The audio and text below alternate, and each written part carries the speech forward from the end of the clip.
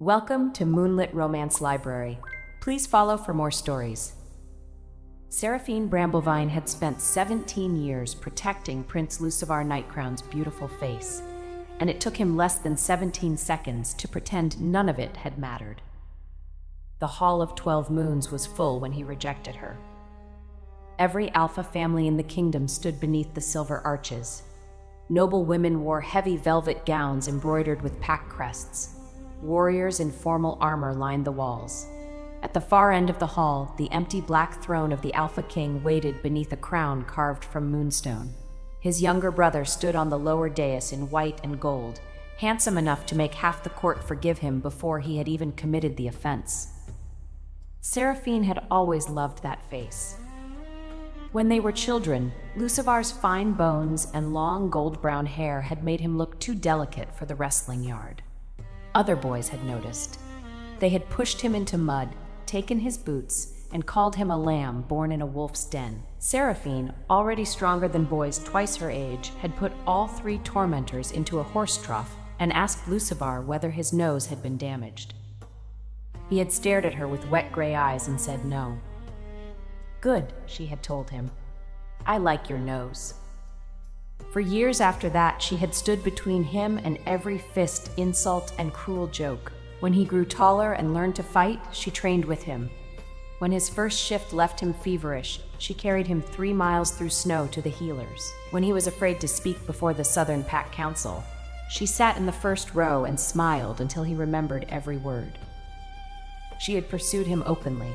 She had given him crooked protective charms and praised his hair with an honesty that made him blush. He had accepted her attention, held her hand in private, and once promised that no one would ever make her stand alone in a crowded hall. Now he stood in that very hall and looked through her as if she were an inconvenient pillar.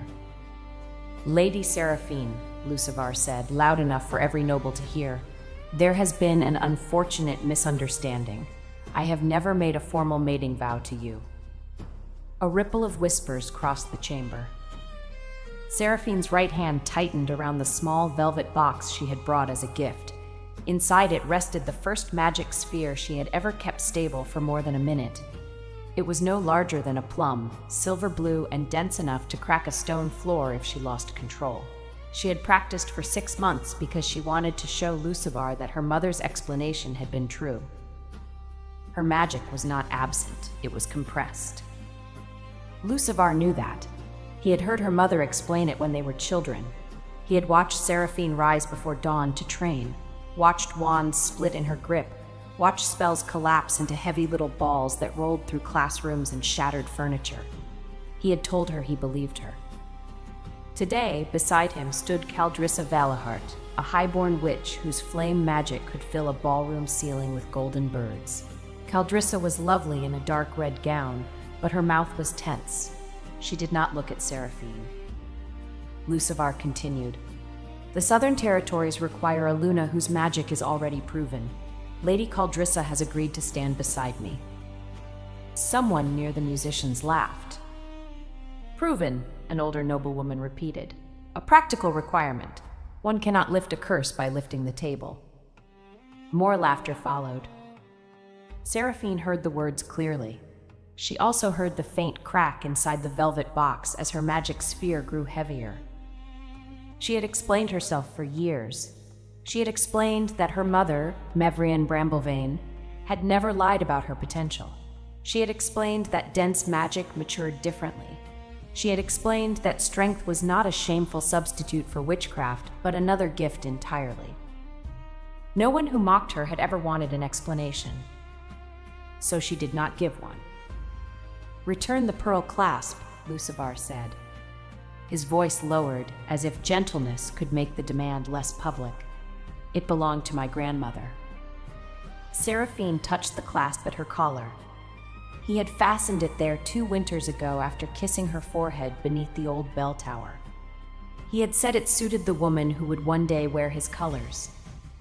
Her chest hurt, not theatrically, not in a way that could be answered with a clever sentence.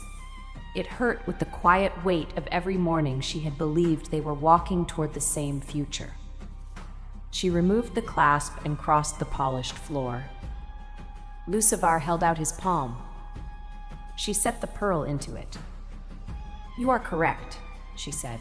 "You never made a formal mating vow." Relief touched his handsome face too quickly. Seraphine looked at him and remembered a thin boy hiding behind her shoulder. She remembered his hand in hers. She remembered how many times she had defended his courage before he had found it for himself. "But when Lord Petavar put you in a feed barrel at 13, she added, "you promised never to let anyone humiliate me in public." A few people stopped smiling. Lucivar's face tightened. "This is not the time for childhood stories." "No," Seraphine agreed. "Your memory is not as pretty as your face. I should have noticed sooner." The first genuine laugh came from one of the guards. He turned it into a cough when Lucivar glared at him.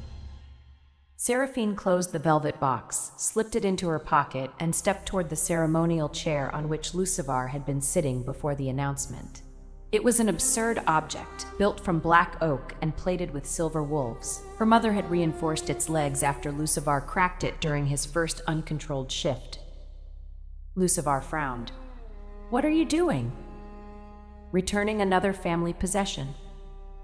She grasped the chair beneath both arms. Lucivar had time to look confused before Seraphine lifted the entire chair with him still in it. The Hall of 12 Moons fell silent. She raised him high enough that his boots swung above the floor, turned carefully, and carried him down the center aisle. Lucivar grabbed the carved arms. "Seraphine, put me down." "I intend to." Inside the hall. That detail was not specified. The nearest courtiers scattered. One elderly matron clutched her jeweled cane and laughed so hard she had to lean on a column. Caldrissa covered her mouth.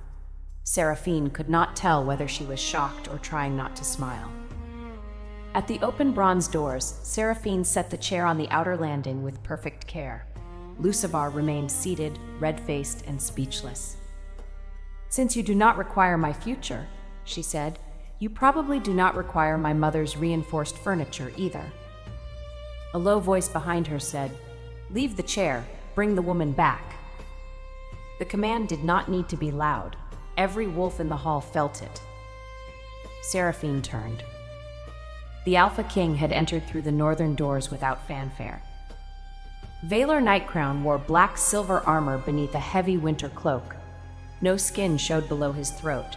His dark hair brushed the collar of his armor, and a thin scar crossed one eyebrow without diminishing the severe balance of his face. He was broader than Lucivar, taller than any man near him, and carried the contained stillness of someone who had never needed to perform strength for a room. Seraphine's grief did something deeply disrespectful. It paused. Her gaze moved from his face to the armored line of his shoulders, then returned to his face because she had standards and intended to examine the better feature twice. Valar stopped 3 paces away. His eyes were a cold, unusual blue. They met hers directly. "Have you finished looking?" he asked. Seraphine considered lying. Her mother had raised her better. "No, Your Majesty, but this appears to be a formal moment, so I can continue later." A shocked sound moved through the court. The king's mouth did not smile, exactly. One corner merely reconsidered its position. He looked past her to Lucivar on the landing. "You received her loyalty for 17 years. Lucivar rose from the chair. "Brother, I can explain. That privilege was available before you invited 12 packs to watch you disgrace her. The Southern Council requires a proven Luna." Valar's gaze returned to Seraphine. "Did you ask her to prove herself today?" Lucivar hesitated. Seraphine answered for him. "No, he asked for his grandmother's clasp." "Efficient," Valar said. "Cowardly, but efficient." Lucivar's jaw hardened. "You have been away at war. You do not understand the pressure here." "I understand pressure. It is the thing that reveals structure. You appear decorative." The guard who had coughed before abruptly studied the ceiling. Valar removed his winter cloak. The heavy black fabric was lined in silver, and fastened with the royal wolf crown. He placed it around Seraphine's shoulders. It smelled of cold air, cedar, and the iron halls of the northern fortress. The gesture was protective, but not possessive. He did not touch her throat or pull her against him. He simply made it impossible for anyone in the room to pretend she stood alone. "She has explained her magic for years," Valor said to the court. "You chose not to believe her. That is a failure of your judgment, not of her truth." Seraphine looked up at him. He was even more unfair from this distance. Without turning, he murmured, "Now is still not the time to inspect me." "You are standing very close," she murmured back. "I am being challenged by circumstances." This time she saw the brief movement at the corner of his mouth.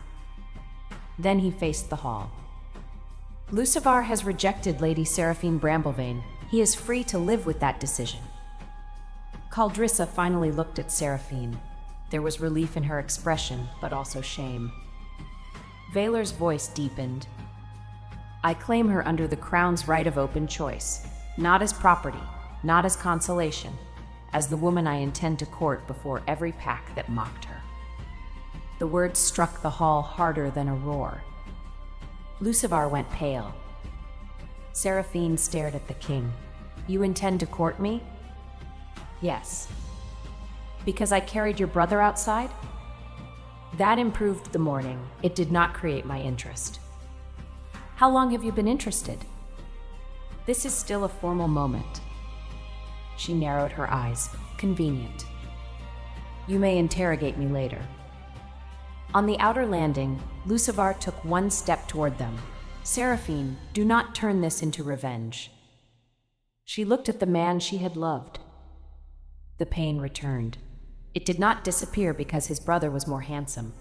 Her heart was not a plate one could replace with a better plate. She had dreamed of Lucivar's hand in hers at this ceremony. She had believed he would be proud of her even before her magic awakened. But when she looked at him now, she also saw what he had chosen. Applause from people who had never carried him through snow, approval from nobles who had laughed when he was weak, and the comfort of a woman whose talents required no courage to defend.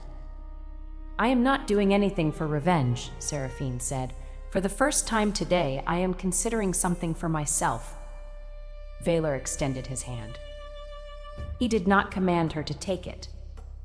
She studied his gauntleted fingers, then his face, then his shoulders again, because emotional injury had not made her blind. "If I accept your courtship," she said, "I am not agreeing to become queen." "Correct. I will continue training. I would be disappointed if you stopped. And if someone insults my mother, I may fight them. Warn the floor stewards first. They have requested fewer broken tables." Mevrienne Bramblevane's voice came from the rear of the hall. "She only broke 3 last year." Seraphine's mother walked between the nobles in a dark blue high-collared gown, her silver-streaked hair braided down her back. She was not tall, but the court made space for her as if she carried a storm beneath her skin. Mevrienne stopped beside her daughter and examined Lucivar outside with his displaced chair. "You did not strike his face?" she asked. "It was a formal occasion." "Excellent restraint." Then Mevrienne looked at Valor. "My daughter is not a prize you won by arriving at the correct dramatic moment." "I know. She has loved your brother." Valor's expression did not change, but a colder light entered his eyes. "I know that too. She may continue to grieve him even while she finds you attractive." Seraphine closed her eyes. "Mother." "You were staring." "I was wounded." "Not in the eyes." A laugh escaped Caldrissa before she could stop it. Mevrienne turned toward the sound. Caldrissa straightened, expecting rebuke. Instead, the older witch said, "At least one person beside my daughter is honest today." Valor kept his hand extended. Seraphine placed hers in it. His gauntlet was cool. His grip was careful, far gentler than a man of his size needed to be. For one heartbeat, his thumb moved over her knuckles, a quiet touch hidden by the folds of his cloak. The court saw a king claim a rejected witch. Seraphine felt something more dangerous. He was not rescuing her from humiliation. She had already carried the humiliation outside on its own chair. He was choosing to stand beside her after seeing exactly what she was capable of. "Very well," she said. "You may court me." Valor inclined his head. "Generous. Do not become smug. I have been king for 11 years. Smugness is included in the crown." She looked at his face again. "That explains why it suits you." Behind them, Lucivar said her name. Seraphine did not turn. Her heart hurt, her eyes burned. She would probably cry later in a private room, then find something heavy to lift until breathing became easy again. But she walked back into the hall with the Alpha King at her side, her mother's hand warm against her back, and every person who had mocked her forced to move out of her path.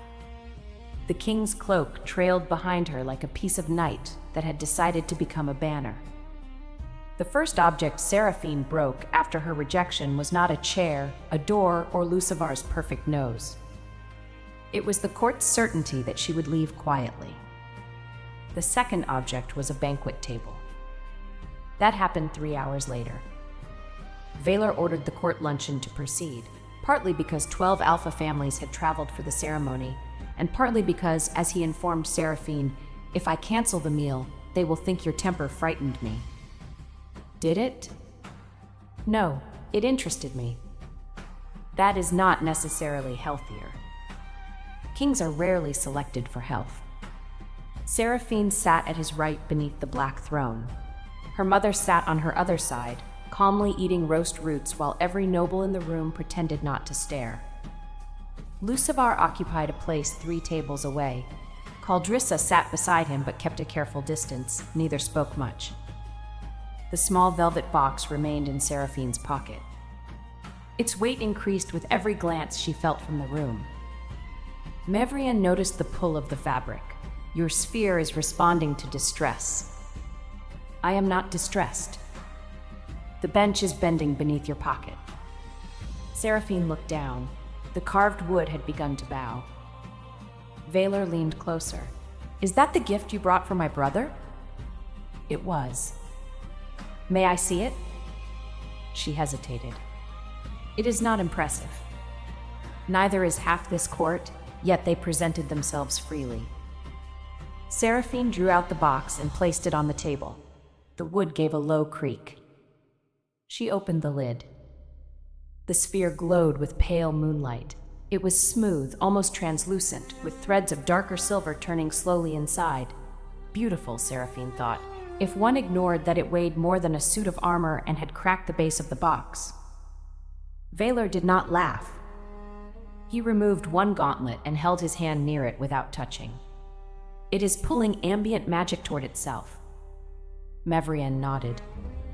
"That is what I have tried to explain to the Coven Council. Seraphine does not fail to release magic. She condenses too much of it before release." At the neighboring table, a council witch whispered, "A convenient theory." Seraphine heard. She always heard. She reached for the sphere, intending to return it to the box. It jumped. Valor moved at the same instant. The sphere rolled across the table. Plates, goblets, and a silver gravy vessel slid after it as though the sphere had become a tiny moon with its own gravity.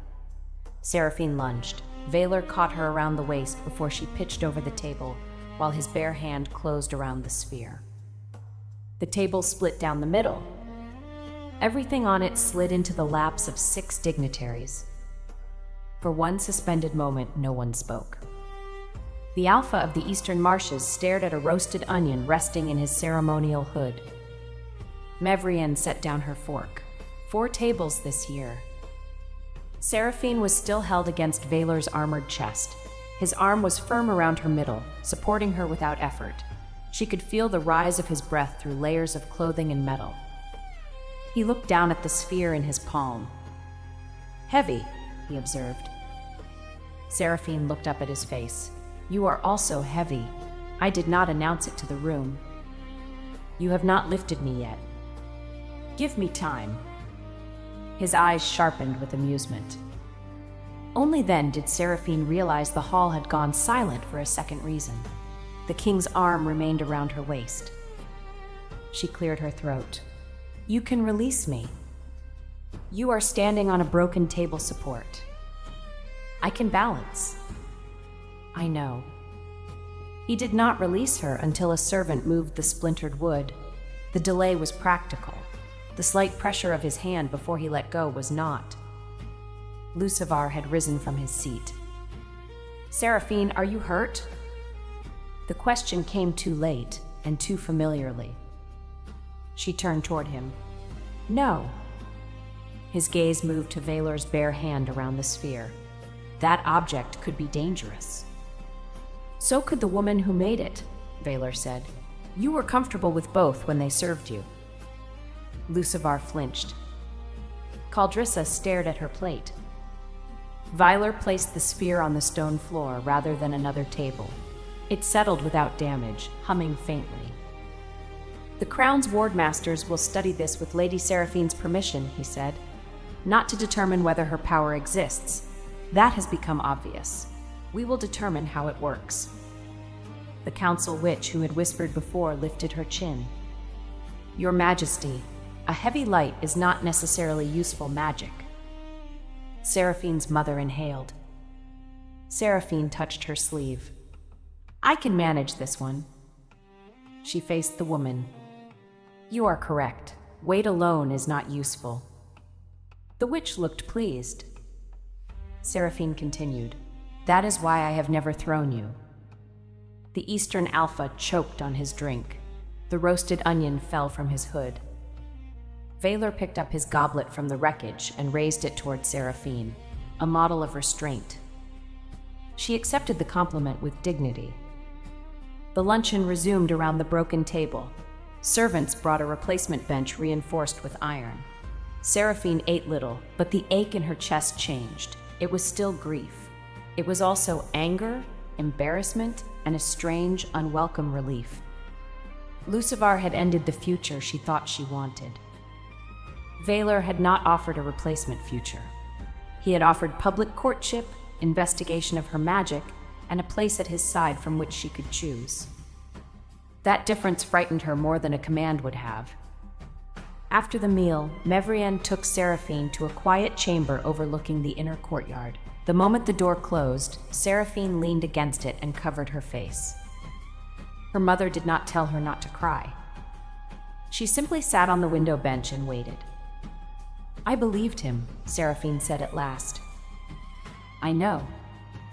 I thought he was afraid to make the announcement because of the council. I did not think the announcement would be Caldrissa. I know. I carried him through a blizzard. You remind him of that every winter. Because it was difficult. He was surprisingly dense for someone so narrow. Mevrian's mouth softened. Grief does not become foolish merely because the man who caused it behaved foolishly. You loved him. Mourn honestly. Seraphine lowered her hands. The king is extremely handsome. Also true. Is it disloyal to be heartbroken and notice that? No. Eyes are not marriage vows. Seraphine sat beside her. Lucivar was my first love. Yes. What if I only like Valor because he embarrassed Lucivar?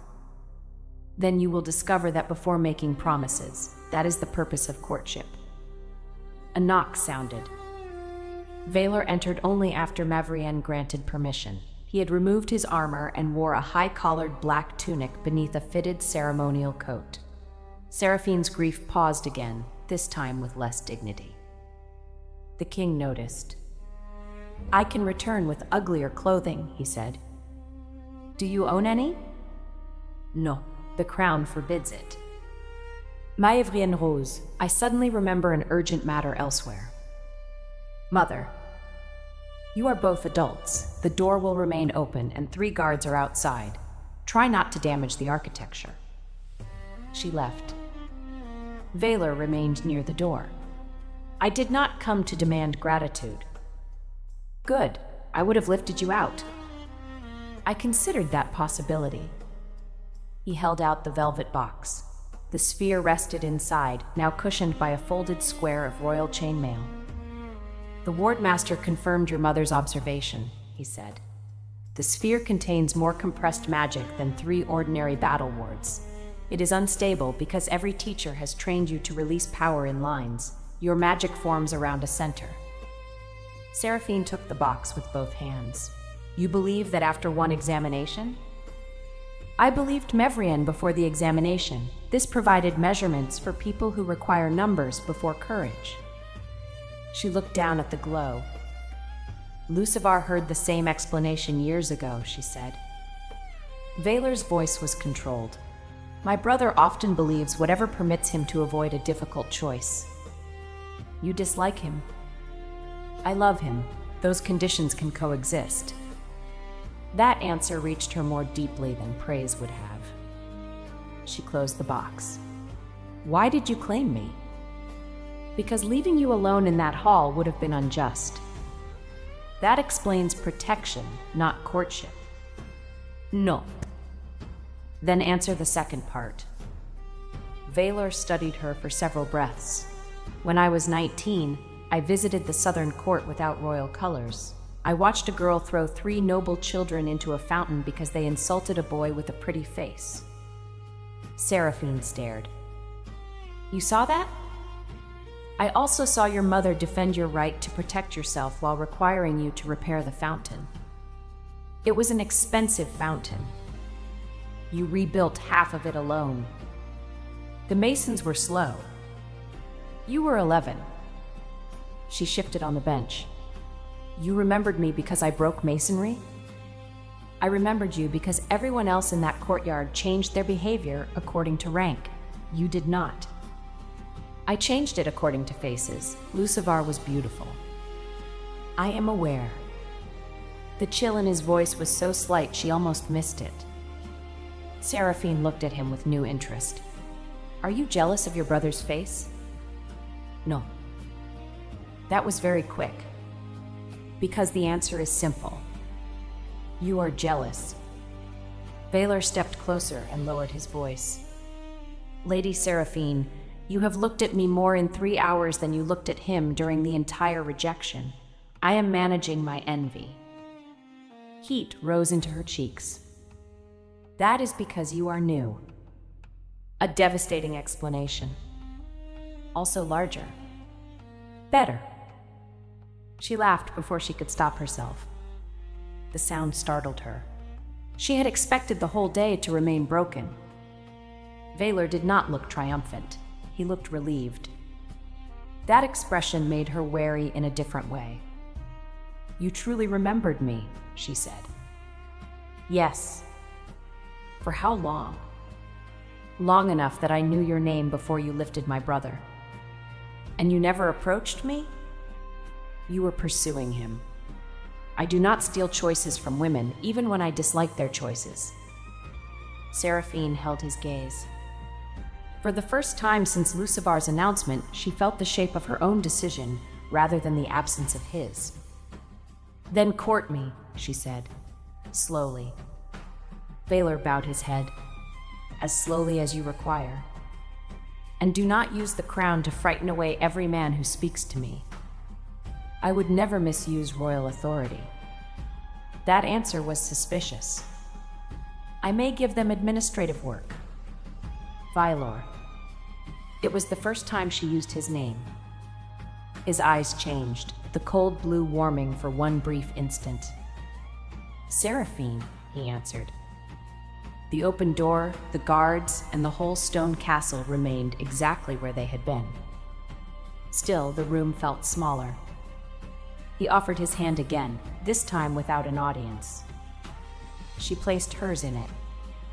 The wardmaster expects us below, he said. He believes your sphere may be connected to the weakening moon wards along the northern roads. Us? Your magic, your decision, your investigation. I will provide access and protection. And your face? Unfortunately, it accompanies me everywhere. She rose. I will endure it. They walked from the chamber side by side. Seraphine was still heartbroken. She was also curious. Her mother had always told her that two truths could exist in the same body without destroying each other: strength and gentleness, anger and restraint, grief and appetite for life. Apparently, grief and an excellent view of the Alpha King's shoulders could coexist as well. The royal ward chamber lay beneath the oldest tower, where 12 black pillars carried silver lines into the bedrock. Seraphine had visited the upper court many times, usually to deliver messages for her mother or to retrieve Lucivar after a council meeting, but she had never been permitted below the third stair. Now Vaylor led her through 7 locked doors. The guards bowed to him and stared at her. She stared back until one young guard nearly walked into a wall. "You enjoy making them nervous," Vaylor observed. "Only when they begin it. He looked at you because you carried a prince outside. Then he should look with professional admiration. I will revise the guard handbook." At the lowest level, Wardmaster Dovrin Quill waited beside a circular stone basin. He was a lean, silver-haired man with ink on every finger and the permanently troubled expression of someone responsible for structures no one appreciated until they failed. Beside him stood his niece Fenella, a young witch in a practical gray gown and square spectacles. Seraphine knew her slightly from the Coven Academy. Fenella specialized in map spells and had once hidden Seraphine in a laundry cart after an argument with 6 older students.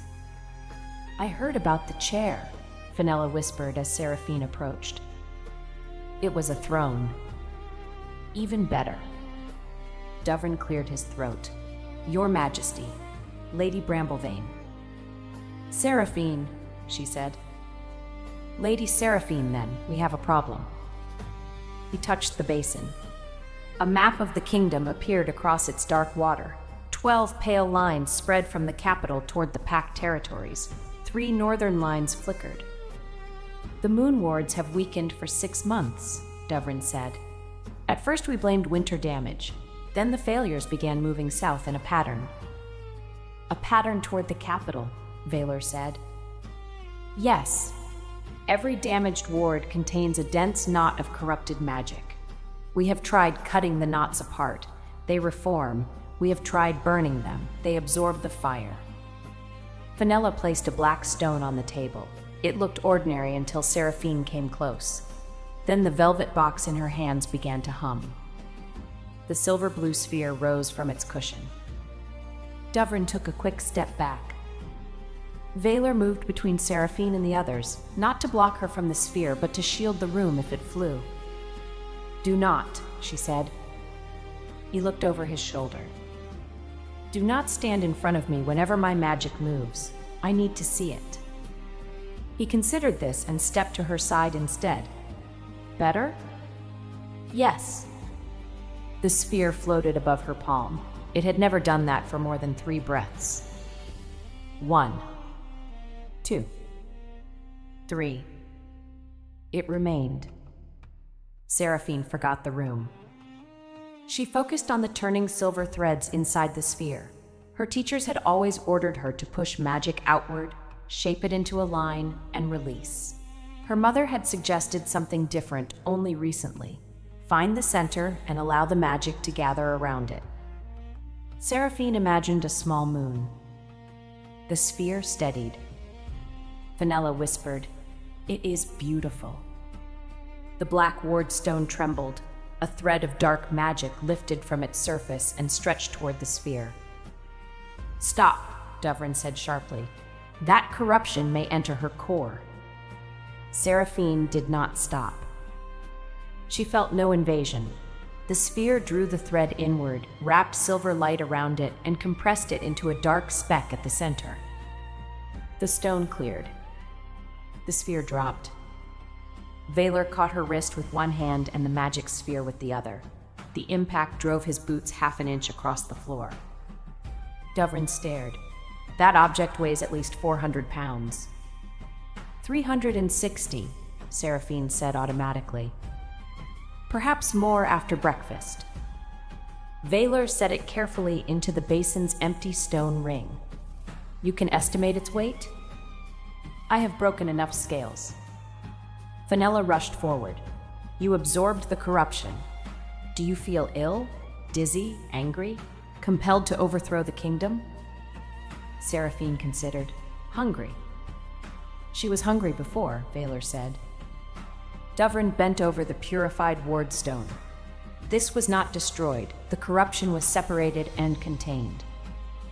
Mevrienne entered with 2 assistants carrying books. She took in the sphere, the cleaned stone, and Valor's hand still around Seraphine's wrist. Promising, she said. Valor released Seraphine at once.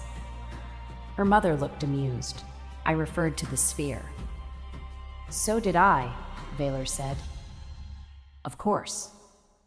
Seraphine lifted the sphere back into its box. It was much lighter now. The dark speck remained at the center like a distant star. The ward knots may be the same kind of compressed magic, she said. If I can contain one, perhaps I can remove them from the roads. Dovrin shook his head. The nearest failure is at Frostbarrow Quarry. The knot there is larger than this room. Then I will make a larger sphere. You cannot control one plum-sized sphere for an hour. Seraphine met his worried eyes. That is why I train before we go. Valor folded his arms. We leave in 7 days. Dovrin looked appalled. Your Majesty, I was arguing against the journey. Then you should have argued better. 7 days is not enough. The northern ward may fail in 9. Mevrienne placed her books on the table. My daughter will be ready to examine the knot.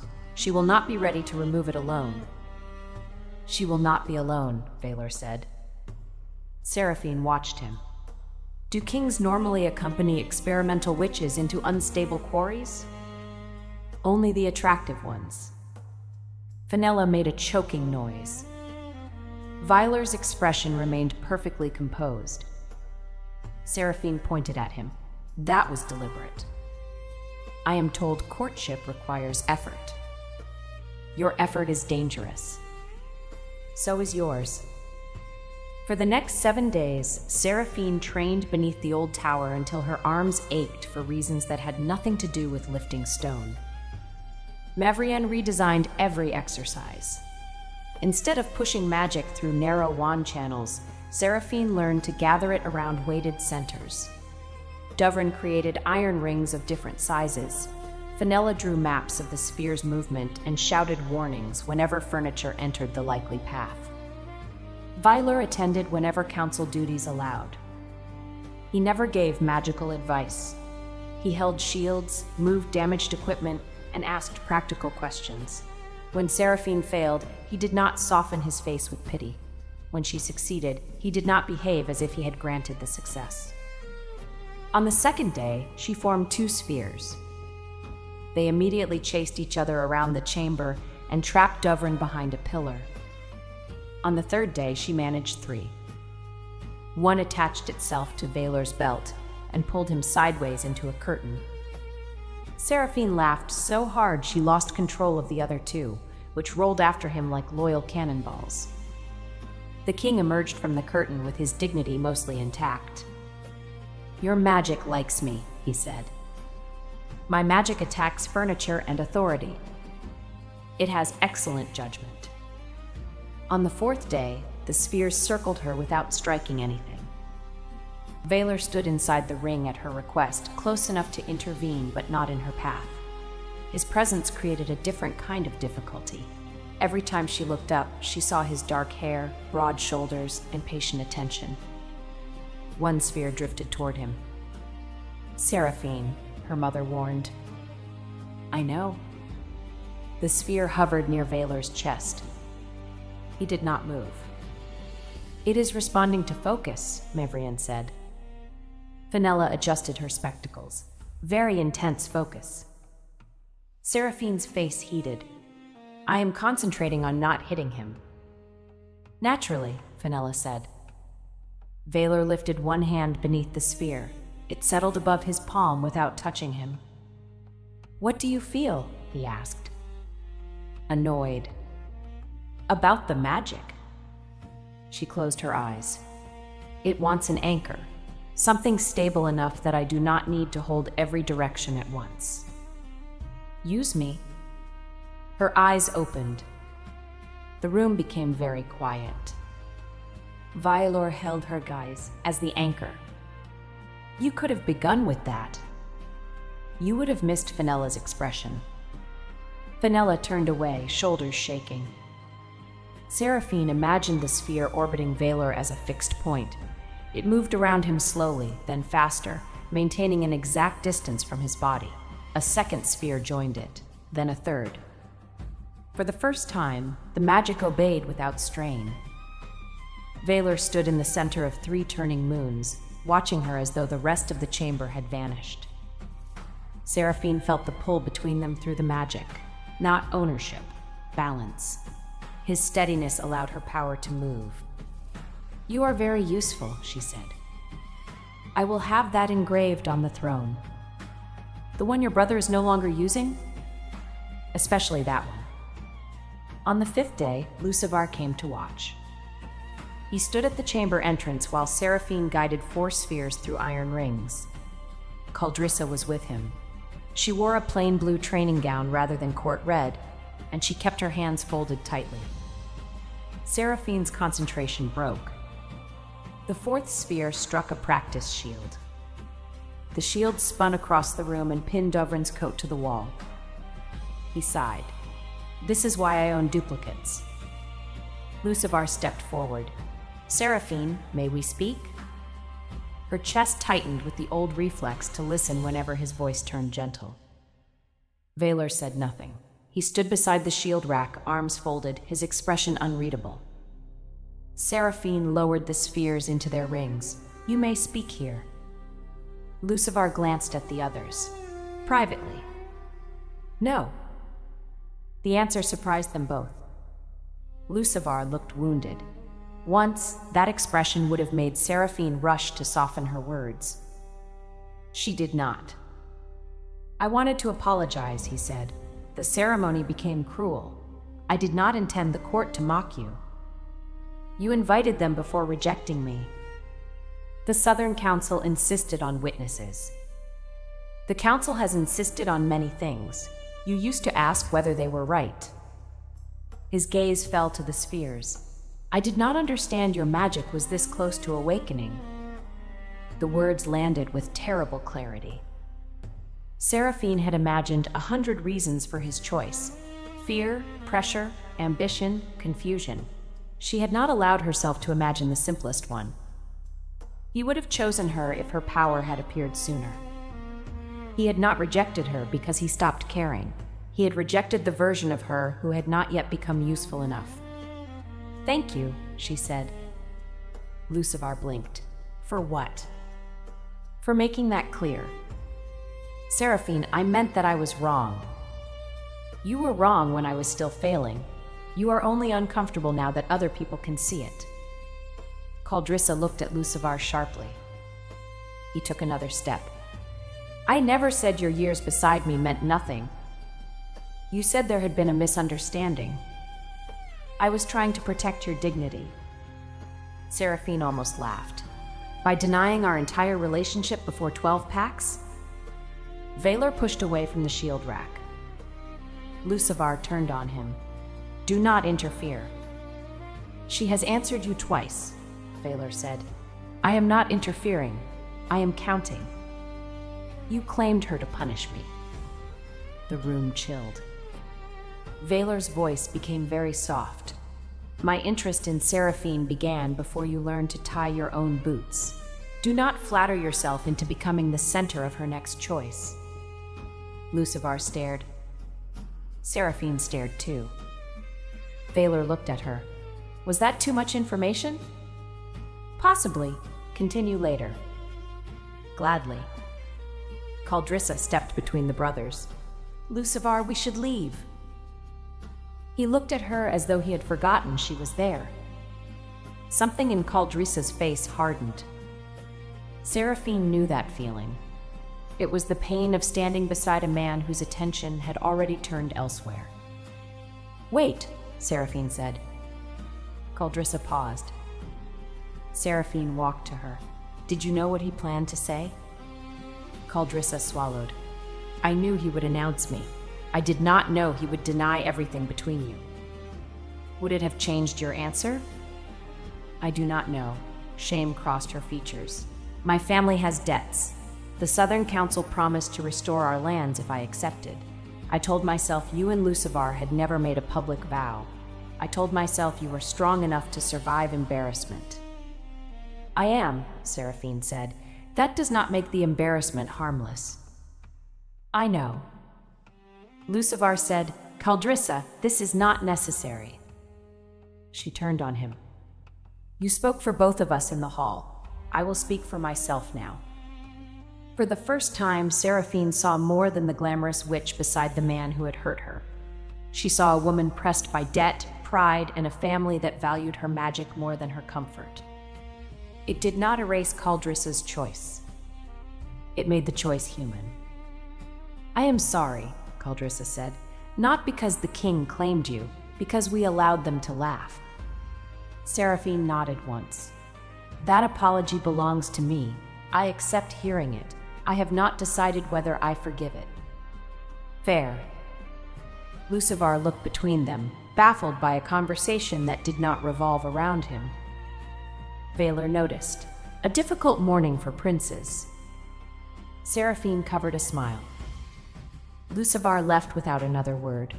Caldrissa followed more slowly, pausing at the door to look back at Seraphine's spheres. They are beautiful, she said. Then she was gone.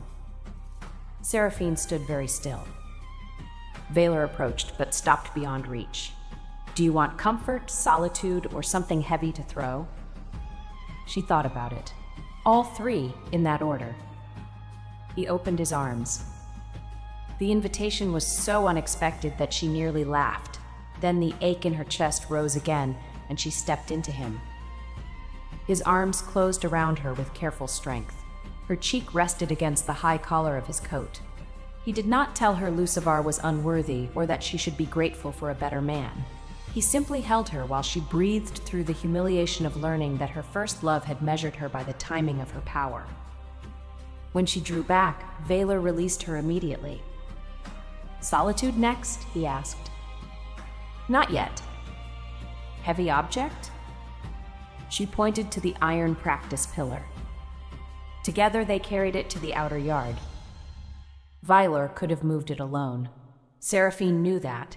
He let her take most of the weight without pretending otherwise. She threw it into a sand pit. The impact sent a brown cloud over 3 startled ministers. Vaylor watched them run. Effective, he said. I feel better. Excellent. Solitude may be postponed until after lunch. By the 7th day, Seraphine could hold 5 spheres in a stable orbit for 10 minutes. The expedition left for Frostbarrow Quarry at dawn. Vaylor rode at the front with 20 royal guards. Seraphine traveled beside her mother in a reinforced carriage containing Dovrin's instruments, Fenella's maps, and 6 iron cradles for magic spheres. Lucivar and Caldrissa remained in the capital by royal order, though Lucivar had argued that the Southern Alpha should join any investigation of the wards. Vaylor had replied, You have a ceremonial chair to retrieve. The journey north took 2 days. Frostbarrow lay between steep gray hills where workers cut moonstone used in pack boundaries and healing halls. The quarry should have glowed after sunset. Instead, black veins spread through the exposed stone. The local forewoman, Isabet Cromere, met them at the gate. She was a broad, gray-haired woman with a missing front tooth and no patience for titles. King, she said to Vaylor. Witch. Other witch. Scholar. Spectacled scholar. Fenella looked delighted. I like her. Isabet pointed toward the quarry. The lower shelf cracked this morning. I pulled the workers out, but 4 ward anchors are still below. If they break, the whole northern line goes dark. A deep vibration rolled beneath their boots. Seraphine's spheres stirred inside their iron cradles. How long? Vaylor asked. Isabet shrugged. Could be an hour. Could be before I finish this sentence. the hillside groaned. A section of the upper path collapsed behind them, blocking the gate. Isabet looked at the new wall of stone. Before the sentence, then. No one laughed for long. The quarry floor split. Workers shouted from the far side. They had not all evacuated. 6 men and 2 women were trapped behind a fallen loading frame.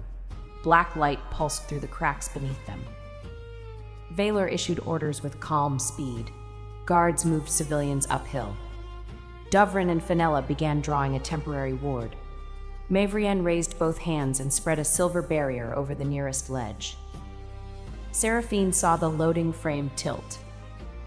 "They will be crushed," she said. Vaylor followed her gaze. "The path is unstable." "So am I. We can discuss our flaws later." She ran.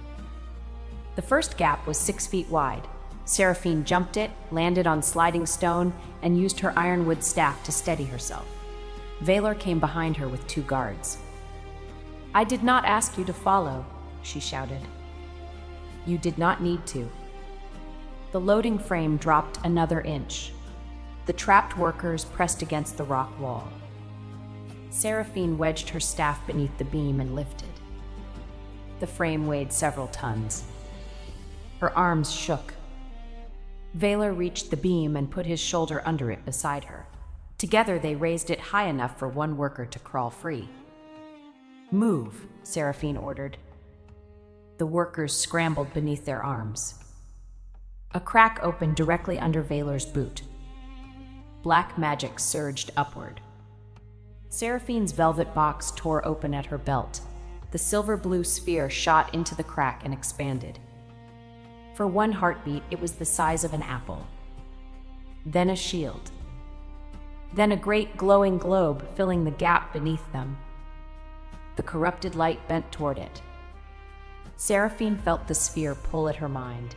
It wanted everything: the darkness in the stone, the strength in her arms, the fear in the workers, even the moonlight hidden behind the clouds. "Center," Mavrienne called from the ledge. "Find the center, Seraphine. Do not fight the shape." Seraphine trusted her mother. She stopped trying to flatten the magic into a shield. She imagined a moon beneath the earth. The sphere became round and steady. Darkness streamed into it. The loading frame grew lighter as the corrupted ward released its hold on the metal. "Now," Vaylor said. They lifted together. The last worker escaped. The stone shelf beneath Seraphine broke away. Vaylor caught her around the waist. She caught the beam with one hand and his armor collar with the other. For a ridiculous moment, the Alpha King hung over the glowing gap, supported partly by a witch who had once been told she could not lift a proper spell. "I have you," he said. "I have you too. This is not how I imagined our second embrace. Your expectations are very demanding." One of the guards seized Vaylor's arm. Together they climbed onto stable ground. The great sphere rose from the crack, now streaked with black. It floated above the quarry, pulling corruption from every vein of stone. Seraphine stood beneath it with both hands raised. The weight pressed through her body, her knees bent. Vaylor moved behind her and braced his hands at her waist, becoming the anchor they had practiced. "Use me," he said near her ear. She felt his steadiness through the contact. The sphere stopped wavering. Mavrienne and Dovrin redirected the purified ward energy into the 4 anchors. Fenella shouted distances and angles.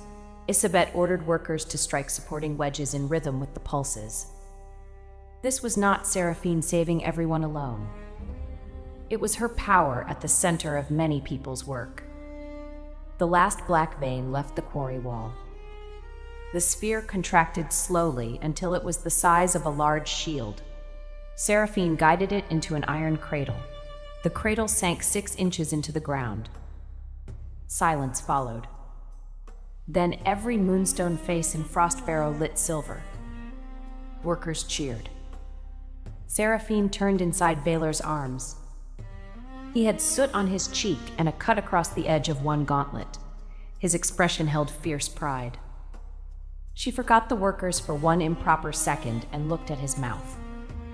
His gaze lowered to hers. The air changed. Then Isabet struck Valor on the back hard enough to make a lesser man stumble. "Good lifting, King," she said. "The witch did most of it." Seraphine laughed against his armor. Valor closed his eyes briefly. "I am aware." Isabet turned to Seraphine. "You are Mevrien's girl?" "Yes." "Your mother closed the Western Fisher when I was young. Everyone said no witch would match her." Seraphine waited for the comparison. Isabet grinned through the gap in her teeth. "Good thing you did something different." The words settled warmly where old insults had lived. That night, the quarry workers held a feast in the reinforced storage hall. There were no delicate court dishes, only thick stew, black bread, baked apples, and enough benches to survive Seraphine's pockets. She sat between Fenella and Isabet while the workers retold the rescue with increasing exaggeration. By the fourth version, Seraphine had lifted the entire mountain. By the sixth, Valor had dangled helplessly from her belt. "I did not dangle," he said from across the table. Isabet drank her ale. "You were very elegant about it." Fenella leaned toward Seraphine. "The king is glaring at Captain Audran." Seraphine glanced down the table. Captain Audran Fenwick, commander of the Frostbarrow Watch, was a handsome, dark-skinned wolf with a warm smile and one silver braid at his temple. He had spent the last 10 minutes asking Seraphine whether she would consider teaching quarry guards how to fight with weighted staffs. Valor was not glaring. He was watching with the expression he used for unstable wardstones. Audran noticed and raised his cup to the king. Valor raised his in return. "He seems polite," Seraphine whispered. "He reassigned 3 ministers for looking at you," Fenella whispered back. "To where?" "Bridge inventory." Seraphine looked at Valor. "Administrative work." His eyes met hers. He had heard. "The bridges require counting," he said. Audran laughed. "Your Majesty, I already completed this district's inventory." "Do it again." "Because I spoke to Lady Seraphine." "Because accuracy is the foundation of government." Seraphine folded her arms. "Valor." "Seraphine." "Captain Audran may continue speaking to me." The king's face remained calm. "I have not forbidden speech. You are trying to bury him under bridge records. A captain should understand local infrastructure." Audran leaned back, openly amused. "I can admire her and count bridges.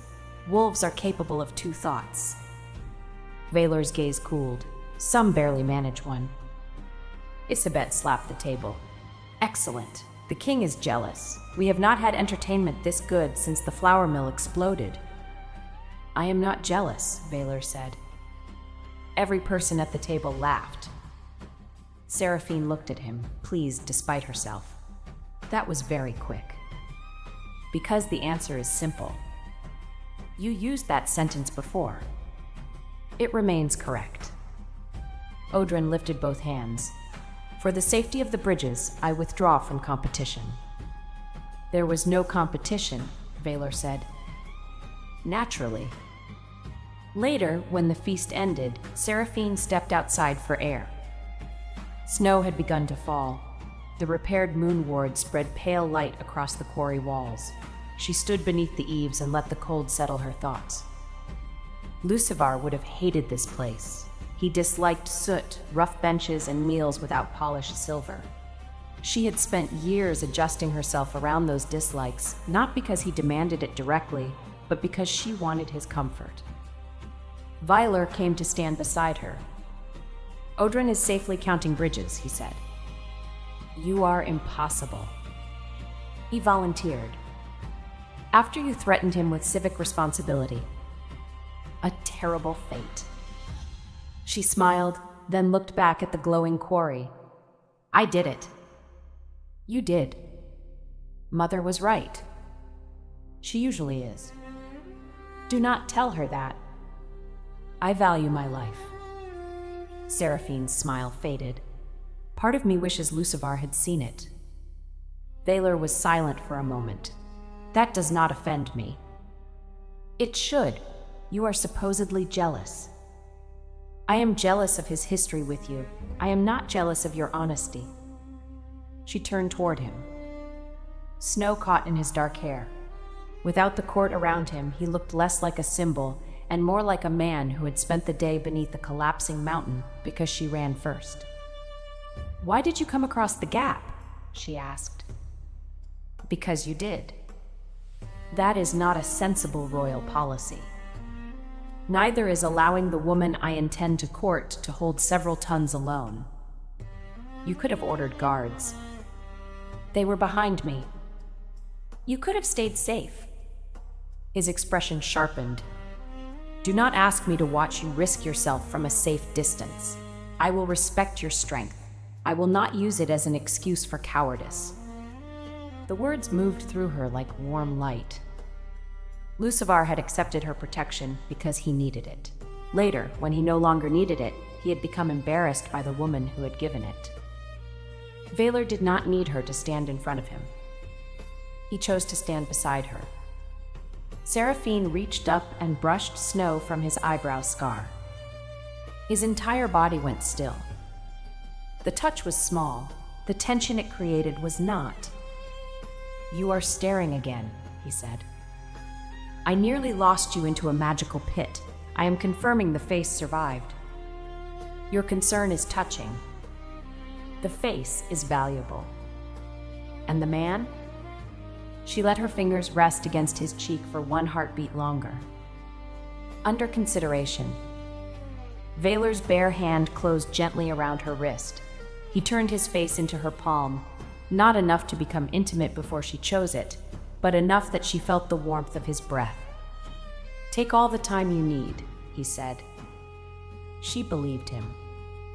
That made it difficult to step away. So she did not step far. They stood beneath the eaves while snow covered the quarry road, close enough that their shoulders touched, neither pretending the contact was accidental. News of Frostbarrow reached the capital before the expedition did. By the time Seraphine rode through the western gate, children were rolling painted wooden balls along the street and shouting that they were defeating curses. Merchants had already begun selling silver blue sweets called witch moons. One baker displayed a loaf shaped like a ceremonial chair with two little sugar boots sticking from it.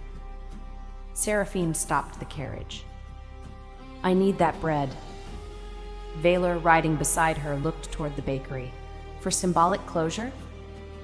For lunch, closure requires butter. The baker refused payment and nearly fainted when Seraphine lifted the entire display counter so his apprentice could retrieve a dropped coin. Valor bought every chair-shaped loaf and ordered them delivered to the palace dining hall. That is excessive, Seraphine said. I am a king. Moderation would confuse the public. The public was not confused. They cheered as Seraphine passed. The court was less enthusiastic.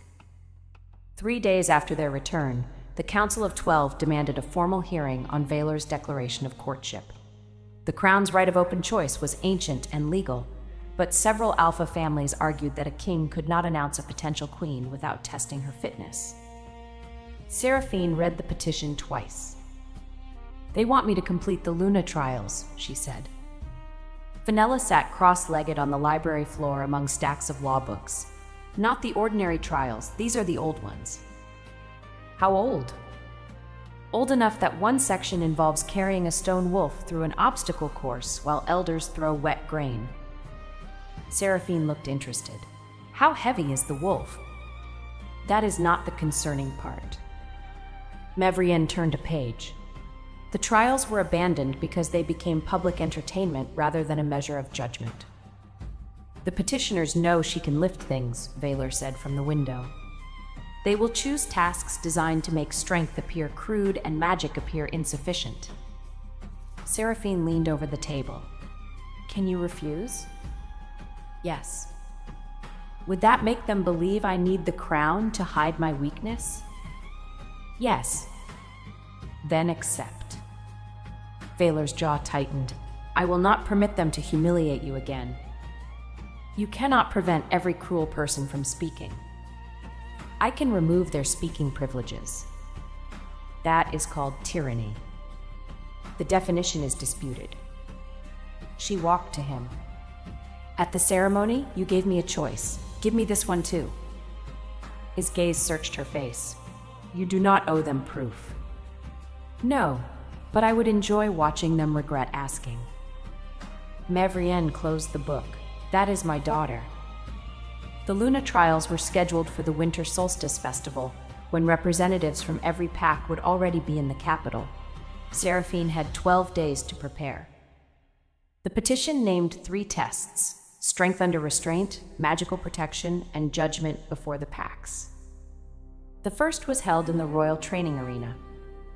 A stone wolf weighing nearly 2,000 pounds stood at one end of a course filled with narrow bridges, swinging barriers, and trenches of wet grain.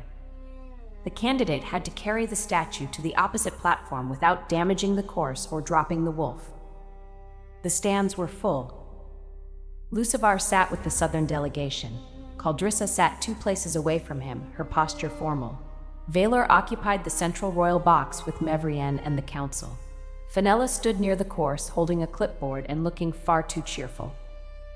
Seraphine wore a high-collared dark blue training gown over fitted wool trousers and tall boots. The gown was split only at the lower sides for movement, with heavy panels covering her legs. Leather guards protected her forearms. Her ironwood staff remained outside the course. Councillor Varric Ashmorn, who had submitted the petition, addressed the crowd.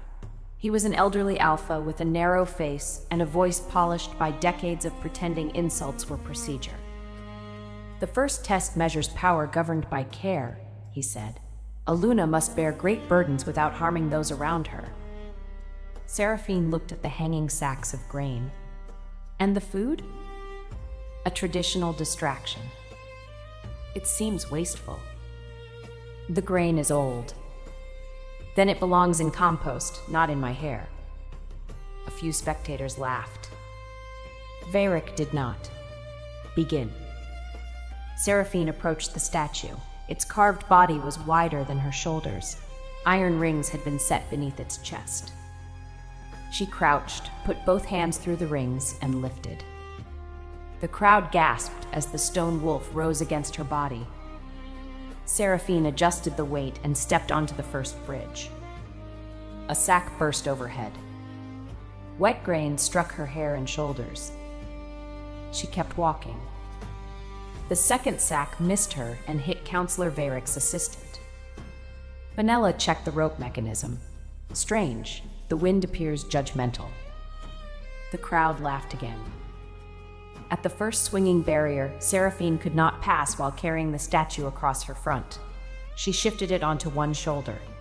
The stone muzzle rose above her head like an enormous, disapproving hat. Vaylor leaned forward in the royal box. Seraphine caught his eye. Do not worry. I am admiring the hat, he called. She smiled and moved through the barrier. At the grain trench, the true trap appeared. The mud beneath the wet kernels was deeper than the course plans showed. Seraphine stepped in and sank to her knees. The crowd murmured. She tried to pull free without dropping the statue. The mud held. Varric's mouth tightened with satisfaction. Seraphine looked toward Fenella. Her friend was staring at the measurement stake beside the trench. The depth is wrong, Fenella said. Continue the test, Varric ordered. Vaylor rose. Seraphine shook her head once. He stopped, though every line of his body resisted it. She lowered the stone wolf carefully until it rested across the trench, its legs on either bank. Then she crawled beneath its belly, using the statue as a bridge while dragging herself from the mud. The old rules said she must not drop the wolf. They did not say the wolf could not carry her. She reached the far bank, stood, and pulled the statue after her. The arena erupted. At the final wall, 3 council-selected champions waited to block her. The test allowed them to push, pull, or obstruct the candidate without weapons. All three were adult male wolves in padded armor. Seraphine stared at Varric. "You chose only 3?" One champion growled. That was not an insult, she told him. It was concern for the schedule. They attacked together. Seraphine shifted the statue forward like a battering ram. The champions scattered. One climbed onto the stone wolf's back and wrapped both arms around its neck, apparently hoping his weight would slow her. She kept walking. The second seized her sleeve. She turned in a controlled circle, forcing him to run around her until he lost his footing and landed in the grain trench. The third planted himself on the final platform. "You will not pass," he said. Seraphine set the statue down before him. "Then you should move." He braced both hands against the wolf. She pushed. His boots slid across the platform. He strained, face reddening, while Seraphine advanced one slow step at a time. At the edge, she stopped. She could have pushed him off. Instead, she lifted the statue over his head and placed it on the marked pedestal behind him. The champion looked up between the stone legs. "You may move now," she said. He moved quickly. The arena roared with laughter and applause. Valor descended before the judges announced the result. He met Seraphine at the edge of the course and removed a wet piece of grain from her hair. "You wore the wolf well," he said. "It was heavy." "I was referring to the expression. I learned it from your counsel." Varric approached, displeasure hidden beneath ceremony. The candidate completed the strength trial. "And discovered an altered trench," Valor said. "The old plans may have been inaccurate." Fenella held up her clipboard. "The original depth is marked here. Someone removed the stone base last night." Varric looked at her. "Are you accusing the council?" "I am accusing someone with a shovel. The council's relationship to shovels remains under investigation." Valor's face became dangerously still. "Find who changed it." Seraphine touched his arm. "After the trials. Before someone attempts something worse." "Both," she said. "You investigate. I continue." He looked at her mud-covered gown and the grain tangled in her hair. "You should rest." "I carried 1 statue."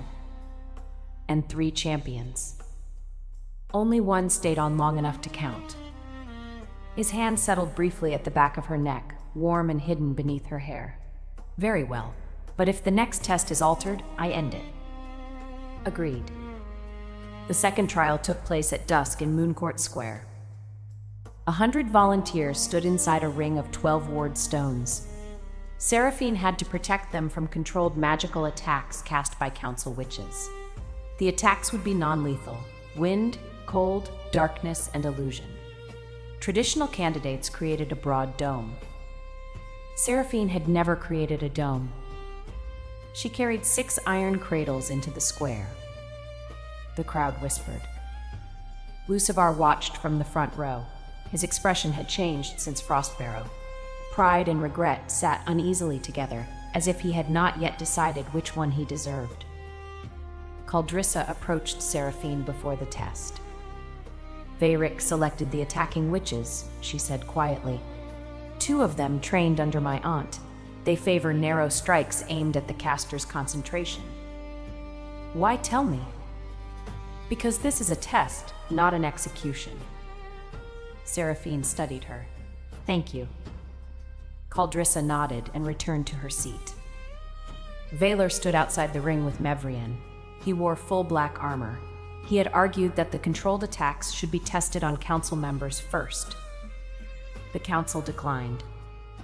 Seraphine placed one hand over the first cradle. "Begin," Varric ordered. Cold wind struck the ring. Seraphine raised 3 silver-blue spheres. They spun outward and formed a triangle. The wind bent around them, but gaps remained. Volunteers cried out as ice swept across the square. She added a 4th sphere. The pattern wavered. A spear of darkness came directly toward her face. Seraphine ducked. The spear struck the central ward stone and split into shadow birds. They filled the ring, screaming. The volunteers panicked. Seraphine's spheres began to fall. "Center," Mevrian called. Seraphine knew the lesson. Find a fixed point, build the orbit. She looked for Valor. He stood beyond the ring, unable to enter without invalidating the test. Their eyes met. He placed one hand over the royal crest on his chest. "Use me." Seraphine fixed her attention on him. The sphere steadied. But the volunteers were not around Valor, they were around her. She understood. The anchor did not need to be a person, it needed to be a decision. Protect them. She became the center. 6 spheres rose around her. They did not form a dome, they moved. One intercepted the cold and turned white with frost. One absorbed darkness, deepening to purple. 2 spun around the volunteers, knocking illusion birds apart without touching anyone. The last 2 hovered above the wardstones and drew loose magic into themselves. The attacks intensified. Seraphine widened the orbit. The spheres moved faster, creating a living wall that adjusted to each strike. Where a dome would have cracked, the orbit shifted. Where darkness gathered, a purple sphere swallowed it. Where wind entered, a silver sphere compressed it into harmless spirals that lifted hats and nothing else. One elderly volunteer's hat landed on Veyric. The square laughed. Veyric threw it aside. Increase the attack. Caldrissa rose. The agreed limit has been reached. Sit down. No. Lucivar looked at her in surprise. Caldrissa stepped into the open. The test measures protection. She has protected them. Continuing would measure how much harm the Council is willing to risk to avoid admitting it. Veyric's expression hardened. Your family lands depend on Council review. The threat was clear. Caldrissa went pale but did not sit. Seraphine saw it while holding the orbit. For one dangerous instant, anger pulled every sphere toward Veyric. She controlled them. Strength was not wrong, careless harm was. Her mother's lesson had never applied only to fists. End the trial, Seraphine said. Veyric ignored her. Continue. Valor entered the ring. The attacking witches stopped at once. The trial is ended, he said. Veyric stood. Then she fails. Every sphere in the square turned toward him. Seraphine had not commanded them to attack. They simply hovered in a perfect line, heavy enough to crush stone and controlled enough to leave the old man untouched. She walked between them. No, she said, I completed the task. The volunteers are safe. Caldrissa prevented you from changing the task into cruelty. Veyric glanced at the spheres. Is that a threat? It is a demonstration of restraint. You seem to require visual lessons. The volunteers began applauding. The applause spread into the crowd. One by one, the council witches lowered their hands. Duvrin announced the result before Veyric could speak. Protection trial completed. No injuries. All attacks contained. Fenella added, 1 hat displaced. It has been recovered. Valor looked at Caldrissa. Your family's debts will be reviewed by the crown, not used by the council as a leash. Caldrissa's chin trembled. She bowed. Thank you, Your Majesty.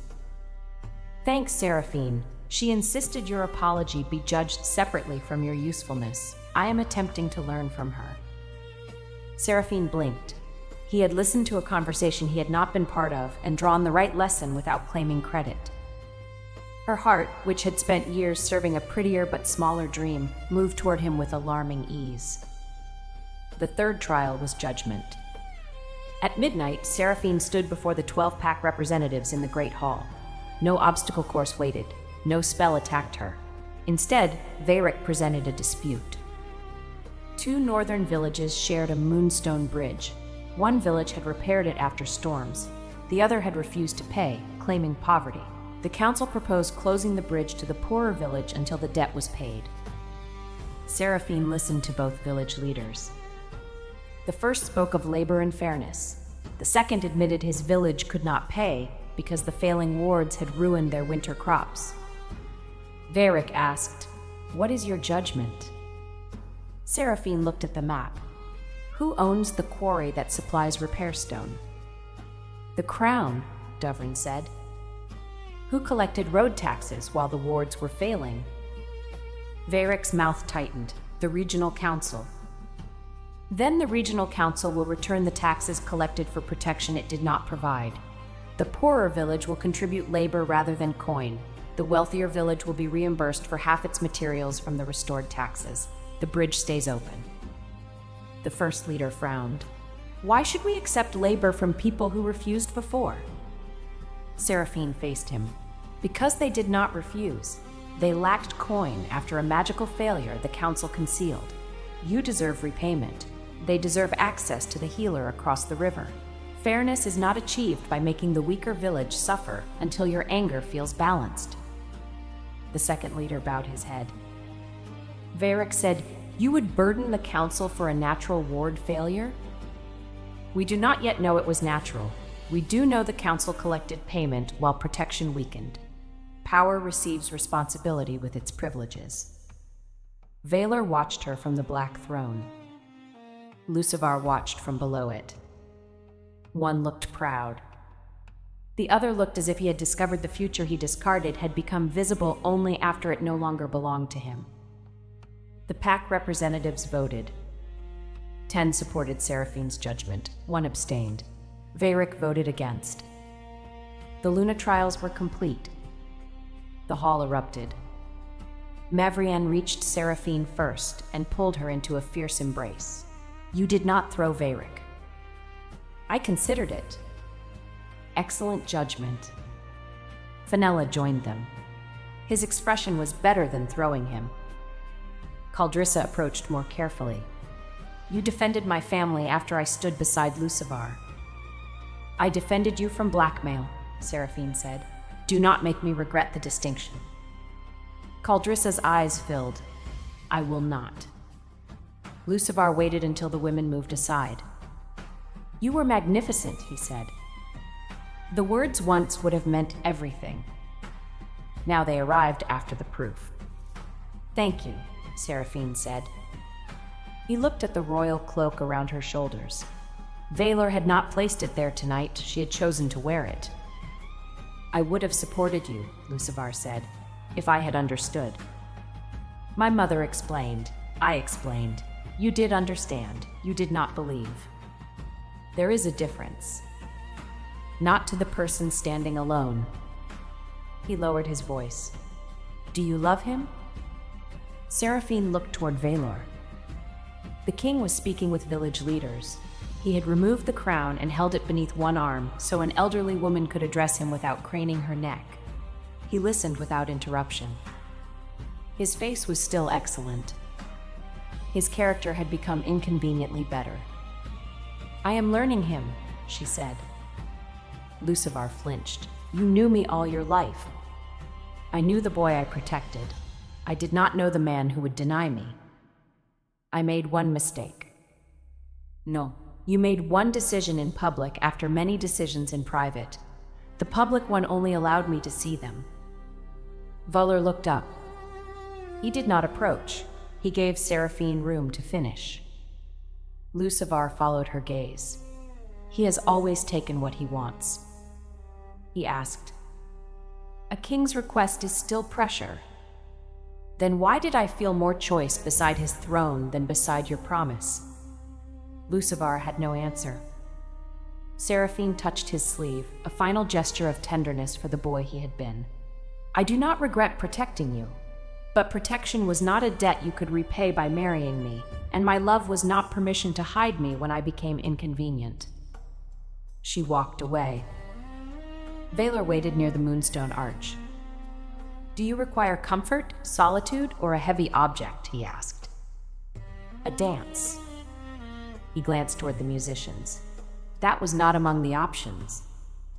Kings should adapt.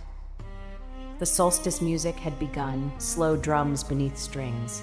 couples moved onto the floor. Seraphine extended her hand. Valor stared at it as though she had offered him a kingdom he did not trust himself to touch. "You are certain?" "No.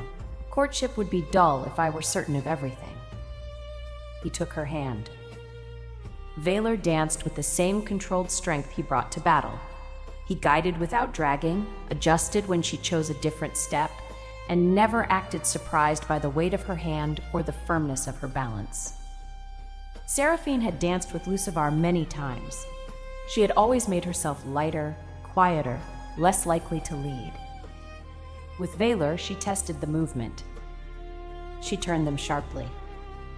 He followed. She reversed direction. He smiled. "Trying to overthrow me?" he asked. "Assessing stability." "Your findings?" "Promising." The dance carried them beneath the central moon window. Silver light crossed his face. Seraphine's attention wandered. "Again?" he murmured. "The lighting is unfair." "To whom?" "My judgment." His hand at her back drew her 1 inch closer. Every layer of clothing remained proper, every movement public, yet the small change sent warmth through her. "Your judgment survived 3 trials," he said. "It may survive my face." "Your confidence is unattractive." "A tragedy. Fortunately, the rest compensates." He laughed softly. At the edge of the floor, Odrin Fenwick lifted a cup in greeting. Valor turned Seraphine so his own broad back blocked the captain from view. She looked up at him. "Was that choreography?" "A traditional royal step." "It resembles jealousy." "You are mistaken." Very quick again. "The music requires decisive answers." Seraphine laughed, and this time the sound did not surprise her. When the dance ended, Valor did not release her hand. "The trials are complete," he said. "The council can no longer challenge my right to court you." "They challenged my fitness, not your right." "I know. I disliked both." "What happens now?" "Now you decide whether the courtship continues." She searched his face. "You would stop if I asked?" "Immediately." "Even after all this?" "Especially after all this. Public support is not a chain." The hall, the music, and the watching court seemed to recede.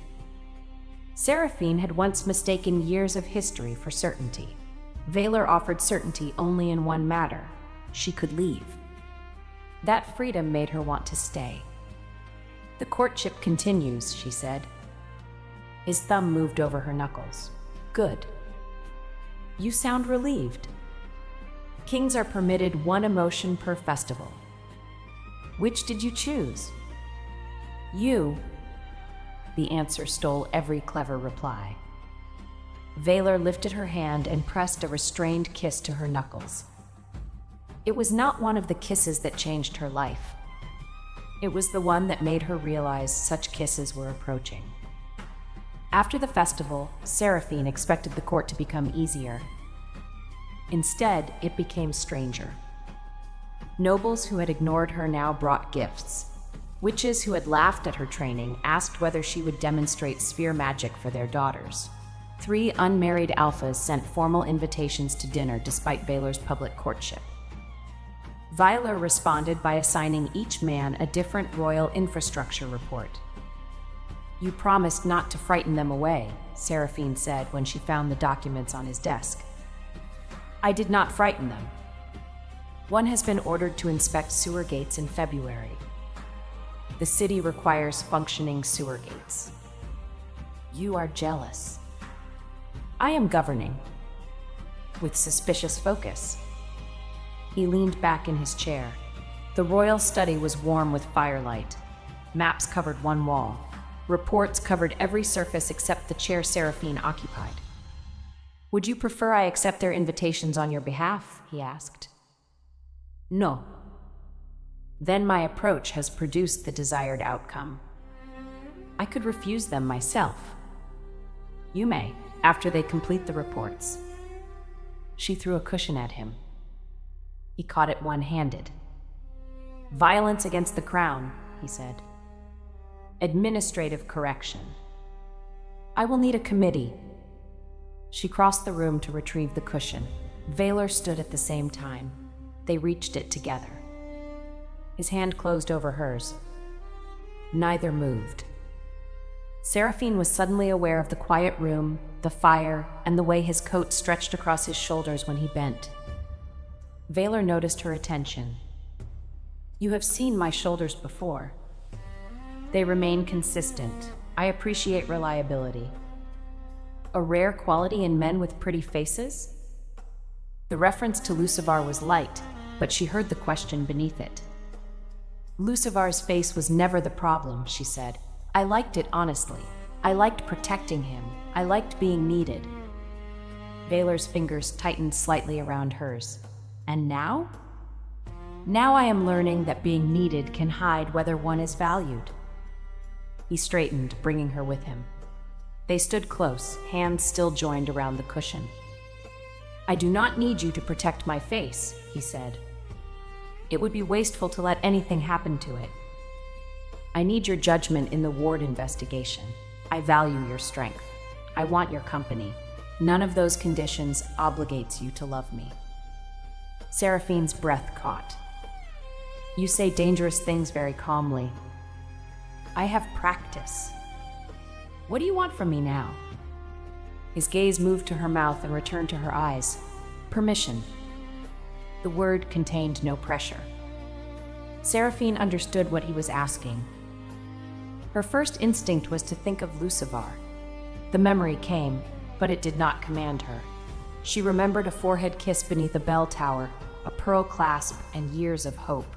She honored the memory by refusing to pretend it had never existed. Then she looked at the man before her. "You may kiss me," she said. Valor released the cushion and touched her face with one hand. He moved slowly enough that she could change her mind at any point. She did not. Their first kiss was gentle, closed, and brief. It held no demand for more. It was warm, careful, and startling in its restraint. Valor stepped back first, though his hand remained against her cheek. Seraphine opened her eyes. "That was very controlled. You asked for slow." "I did. Do you object?" She considered. "Not to the principle." His eyes warmed. A promising judgment. She rose onto her toes and kissed him once more, equally brief but less cautious. When she stepped back, Valor looked as though the entire Northern War had been easier than remaining still. Seraphine picked up the cushion and returned it to the chair. "I have training," she said. "Now?" "Yes." "You kiss a king twice and leave for training?" "My mother says consistency is essential." "Your mother has become my enemy." From the open doorway, Mevrian said, "Only now?" Valor closed his eyes. Seraphine began laughing. Her mother entered carrying a sealed black stone. Duvrin found this inside the altered trench. It contains the same corruption as Frostbarrow. Someone placed it there deliberately. The warmth left the room. Valor took the stone without touching it directly. Can it be traced? Possibly, but there is more. The corruption carries a council seal. Seraphine looked toward the maps. The weakening wards, the altered trial, the pressure against Caldrissa's family, and Varric's insistence on increasing the magical attack no longer appeared separate. "He wanted my spears to absorb more corruption," she said. Mevrian nodded. "The question is why?" Valor's hand closed around the sealed case. "We will ask him." Seraphine shook her head. "Not yet. If Varric is working alone, arresting him ends it. If he is not, the others disappear. He endangered you. He endangered volunteers, workers, and the northern packs. That is larger than me." Valor's anger remained visible only in the stillness of his body. "What do you propose?" Seraphine looked at the black speck turning inside her silver sphere. We let him believe I absorbed exactly what he wanted. Then we watch who comes to collect it. The plan required Seraphine to behave as though she had become careless after victory. This was more difficult than expected because half the court already believed carrying a stone wolf through wet grain was a sign of poor judgment. Duvrin built a false containment sphere around a fragment of harmless shadow glass. Mevrian layered it with Seraphine's magical signature. Fenella altered the royal vault records to show that the corrupted sphere from Frostbarrow had been moved into the Moon Archive for private study. Vaylor assigned guards who understood they were supposed to be seen avoiding the North Corridor at midnight. "They are terrible actors," Seraphine whispered from behind a library screen. One guard walked past the corridor and announced loudly, "I certainly hope no criminal notices that the Moon Archive is unguarded." Vaylor stood behind her, close enough that his breath stirred a loose strand of hair. "I selected them for loyalty, not subtlety. Subtle men often become ministers." "You dislike ministers?" "I dislike most collections of men seated around a long table." She looked back at him. "That sounds difficult for a king." "It is why I attend meetings armed." They waited. The palace settled into winter silence.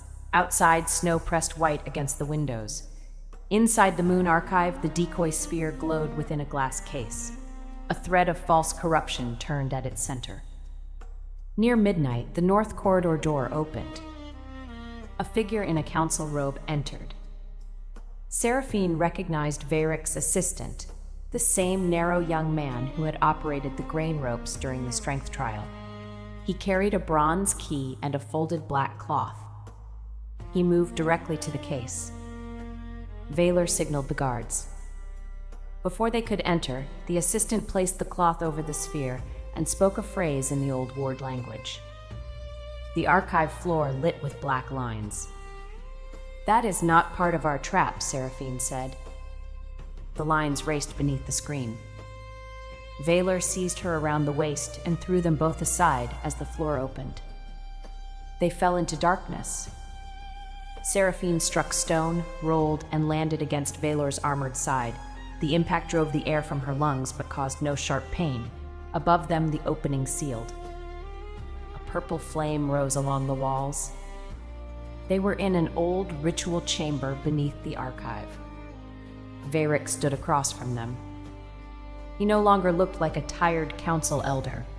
His formal robe had been removed, revealing black ward plates sewn over his coat. 6 corrupted stones floated around him, each pulsing in time with the weakening northern lines. The young assistant lay unconscious near the stair. Vayric had apparently used him to trigger the mechanism, then discarded him. "Your Majesty," Vayric said, "you were not supposed to enter with her." Vaylor rose and placed himself at Seraphine's side. "Your disappointments have become a public service." Seraphine pushed to her feet. "You altered the trench." "Yes." "You corrupted Frostbarrow." "One of several necessary wounds." "Necessary for what?"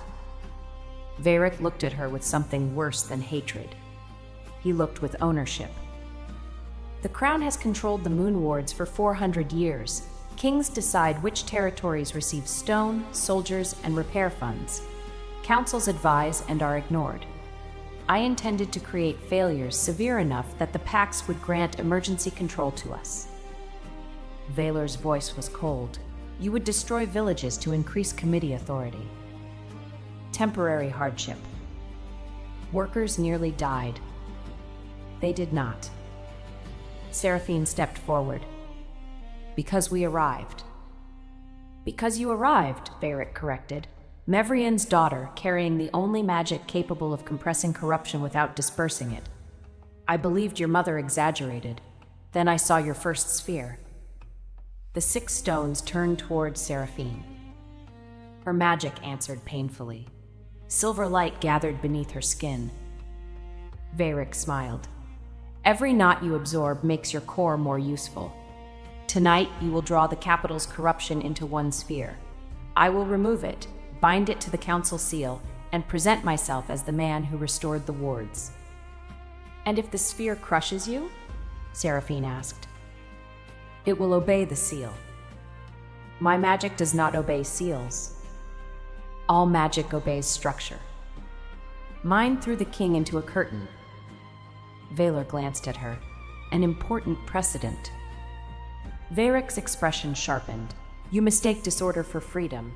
Your strength, your spheres, your public insolence, all of it exists because your mother refused to discipline you into a proper witch. Seraphine felt anger rise. Not because he insulted her. She had heard worse from better people. Because he spoke of Mevrien's love as failure. My mother taught me control, she said. She simply did not teach me obedience to cowards. Varric raised one hand. The corrupted stones struck. Vaylor shifted before Seraphine could move. Black-silver wolf power spread from him in a curved shield. The first wave broke against it, driving him back one step. Seraphine called her spheres. Nothing came. The ritual chamber walls were lined with iron channels that dragged her magic downward. Silver light formed at her palms and sank into the floor. Varric laughed. Without your little moons, you are only a strong woman in a locked room. Seraphine looked at the stone ceiling. That is still an unfortunate room to share with me. She seized the nearest iron channel and pulled. The metal tore from the floor with a scream. The corrupted stones wavered. Vaylor drove forward through the next attack, using his shield to force Varric away from the central seal. Seraphine ripped out a second channel and swung it into the third, breaking the pattern. Magic rushed back into her hands. A sphere formed instantly. It was larger than her head and red gold with anger. Varric's smile vanished. Seraphine threw it at the ceiling, not at him. The sphere struck the sealed opening. Stone cracked.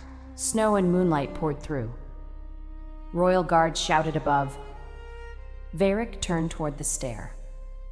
Vaylor caught him by the front of his coat and slammed him against a pillar without drawing blood. You endangered my kingdom. Varric's hand closed around a black stone hidden beneath his collar. Seraphine saw the movement. Vaylor, down. The king obeyed without hesitation. Seraphine's second spear crossed the chamber and struck Varric's wrist. The stone flew free. Fenella, leaning through the broken opening above, dropped a map net over it. I brought equipment, she called. Dovrin appeared beside her. You brought my best map net. The kingdom is in danger. That is when one labels borrowed equipment. Even Varric looked offended by their priorities. Guards descended and bound him with silver chains. The young assistant regained consciousness and immediately began confessing. Varric had threatened his family and promised promotion. He knew the locations of 3 hidden corruption chambers beneath the capital. Vaylor ordered teams to secure them. Seraphine studied the 6 floating stones. Their pulse had not stopped. He already connected them, she said. Dovrin climbed down. Connected them to what? Varric smiled from the chains. A deep bell sounded beneath the city. Not the royal bell, not a temple bell. The old moon warning. Once. Twice. Then all 12 ward lines on Fenella's map turned black. Varric lifted his chin. To everything. Vaylor's hand tightened on the chain. How do we stop it? You do not. The capital will draw every damaged line inward. By dawn, the moon well will open into a void. Dovrin went pale. If the central well collapses, every pack ward falls with it. Release me, Varric said, and I will guide the council seal. Seraphine walked close enough that he had to look up at her. You built the system around my magic. Around the magic you cannot control. Then you should have spent less time mocking how I use it. She turned to Vaylor. Take him to the public court. Keep him alive. People need to hear what he did from his own mouth. Where are you going?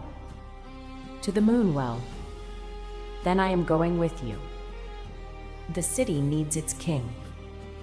The city needs its wards. Valor. He stepped close, anger and fear finally visible beneath his control. Do not ask me to watch from safety. Seraphine remembered Frostbarrow. She nodded.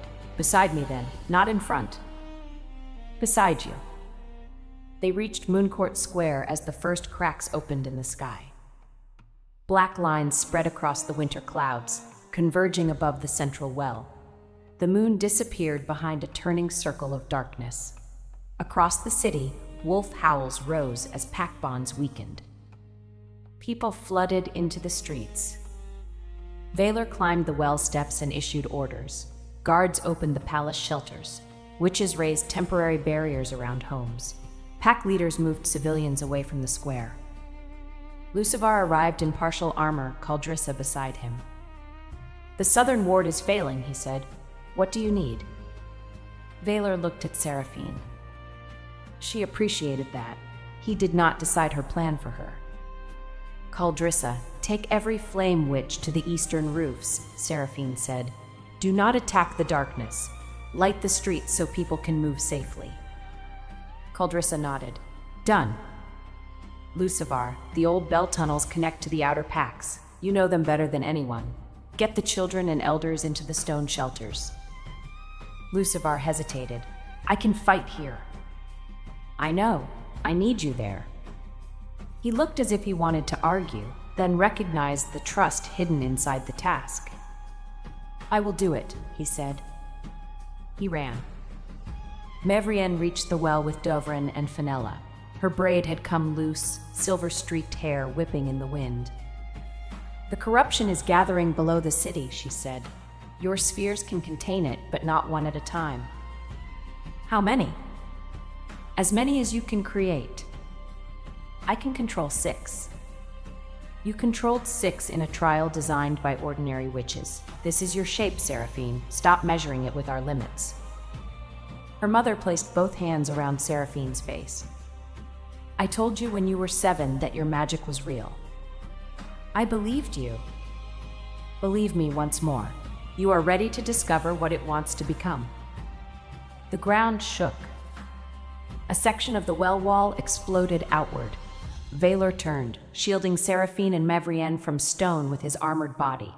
Seraphine raised one hand. A gold sphere formed between them, catching the falling debris in midair. Gold. Not silver blue. Protection had changed its nature. Seraphine looked up at the dark sky. The spheres need different purposes, she said. One kind cannot hold everything. Dovrin opened his notes. Frostbarrow separated corruption from the ward. The trial spheres redirected force. Fenella unrolled her largest map across the ground. The city has 12 ward towers. If you place a sphere over each tower, they can form an outer orbit. Mevrienne pointed to the moon well, and a central sphere here to draw the corruption. 13, Seraphine said. Valor stood at her shoulder. You can do it. She looked at him. You do not know that. No, I know you will try, and I know you will not try alone. The black circle in the sky widened. Seraphine planted her ironwood staff against the stone. She found the center. Not Valor, not herself. The city. The people moving through lit streets.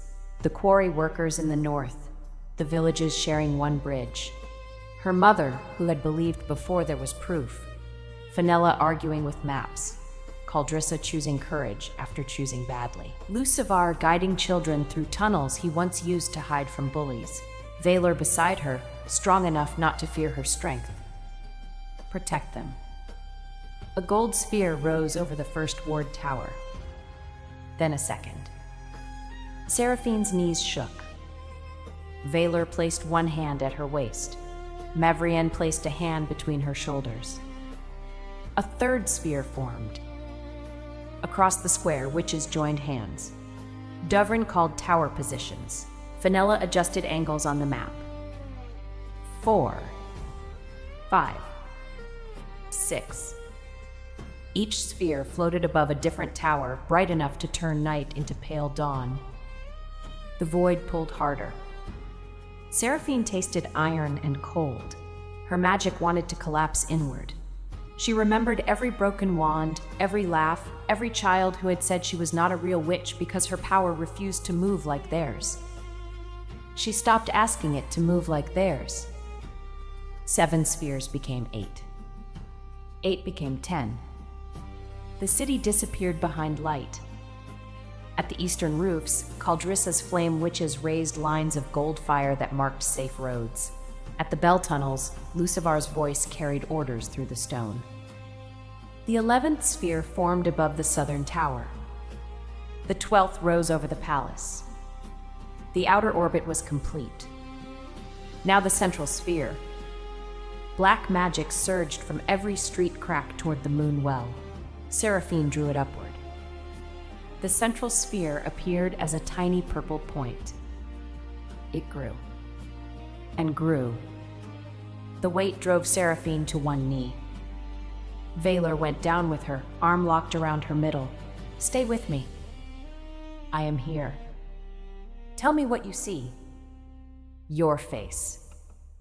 "Seraphine, it is still distracting." His grip tightened. "Then keep looking." She laughed once, breathlessly, and the fear loosened. The purple sphere rose above the well, swallowing corruption in dark rivers. It grew larger than the palace dome. The outer gold spheres began to spin. A crown of moons formed above the capital. People stopped in the streets to stare. The void in the clouds pulled against the central sphere. For a moment, both remained suspended, equal forces tearing at the city between them. Seraphine could not hold. Her arms fell. The central sphere dropped 10 feet. Valor's wolf power erupted around them, black, silver, and immense. He did not take control of the sphere. He formed a living shield around Seraphine, absorbing the wind and flying stones so she could concentrate. Mavrienne began an old moon chant. The witches joined her. Dovrin and Fenella anchored the tower map with iron weights. Lucivar returned from the tunnels with the last group of civilians and took position at the southern ward stone. Caldrissa came from the roofs and added a ring of flame beneath the central sphere. Everyone had a role. The choice remained Seraphine's. She stood. Veyric wanted one sphere he could own, she said through clenched teeth. He should have planned for 13 that belonged to no one. She lifted both hands. The gold spheres accelerated. The purple sphere rose. It entered the black circle in the clouds. For one terrible second, darkness covered everything. Then the sphere compressed.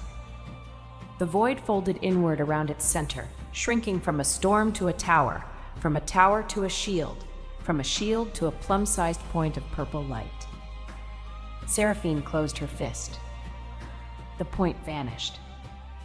Moonlight returned. The 12 gold spheres remained above the city, turning slowly like a crown. Silence spread across the capital. Then the wolves began to howl. Not in fear, in recognition. The sound rose from every street and tower, deep enough to shake snow from the roofs. Seraphine stood at the center of it, held upright by Valor's arm and her mother's hand. "You did it," Mavrienne whispered. Seraphine looked at the moon crown above them. "We did it." "No," her mother said. "We helped. You created something none of us knew how to imagine." Seraphine's vision blurred. She turned toward Valor. His armor was dusted white with powdered stone. A crack crossed one shoulder plate. His face, unfairly, remained perfect. "The face survived," she said. "Your priorities honor me." Her knees gave way. He lifted her into his arms. Seraphine had carried Lucivar countless times. She had never understood how strange it felt to be carried by someone who knew she could walk and chose to ease the burden anyway. "I can stand," she murmured. "I know. People are watching." They watched you carry my brother. Balance must be restored. She rested her head against his shoulder. You are very broad. You have mentioned it. I was correct each time. Rest, witch. That sounded possessive. It was a medical order. She smiled and closed her eyes. When Seraphine woke, sunlight filled a palace chamber. Her mother slept in a chair near the window with a book open on her lap. Fenella lay across a couch under 3 maps. Valor stood at the foot of the bed, speaking quietly with Dovrin. Seraphine opened her eyes and said, "You are all terrible at guarding unconscious people." Mavrian woke instantly. You slept for 14 hours. Then I was excellent at being unconscious. Fenella sat up, maps sliding to the floor. The wards are stable, better than stable. Your gold spheres dissolved at dawn, but each left a rotating core above the towers. Dovrin says the network can now isolate damage instead of spreading it. Dovrin looked offended. I said the evidence suggests that scholars do not announce certainty before breakfast. Vyler came to the bedside. He had changed into a black, high-collared tunic, but the crack in his shoulder armor had left a dark bruise near his collar. Seraphine frowned. You were hurt. A stone object struck me. I have experience with those around you. She reached for him. He sat beside her. Her fingers touched the bruise through the fabric. You should have told me. You were holding the sky together. That is not an excuse. It seemed persuasive at the time. Mavrian stood. Fenella, Dovrin, come with me. Fenella gathered 1 map. Why? Because my daughter is about to either kiss the king or scold him. Both deserve privacy. Mother. The door remains open. They left. Valor looked at Seraphine. Which did you choose? Both. She gripped the front of his tunic and pulled him close. Their third kiss was not cautious, but it remained tender and brief. It carried relief, gratitude, and the clear choice of 2 people who had survived danger without mistaking danger for love. When Seraphine released him, Valor rested his forehead against hers. You pulled a king by his clothing, he said. You were too far away. A sound legal defense. Now the scolding. You do not hide injuries from me. Agreed. And you do not stand in front when we agreed on beside. The wall exploded. Walls are not known for respecting agreements. You should compensate. How? She looked toward the breakfast tray. Bring that closer. Valor obeyed. Courtship has become demanding, he said. You claimed a hungry witch in public. The risks were obvious. Varric's trial began 2 days later. Valor could have held it behind closed doors. Seraphine insisted on the Great Hall.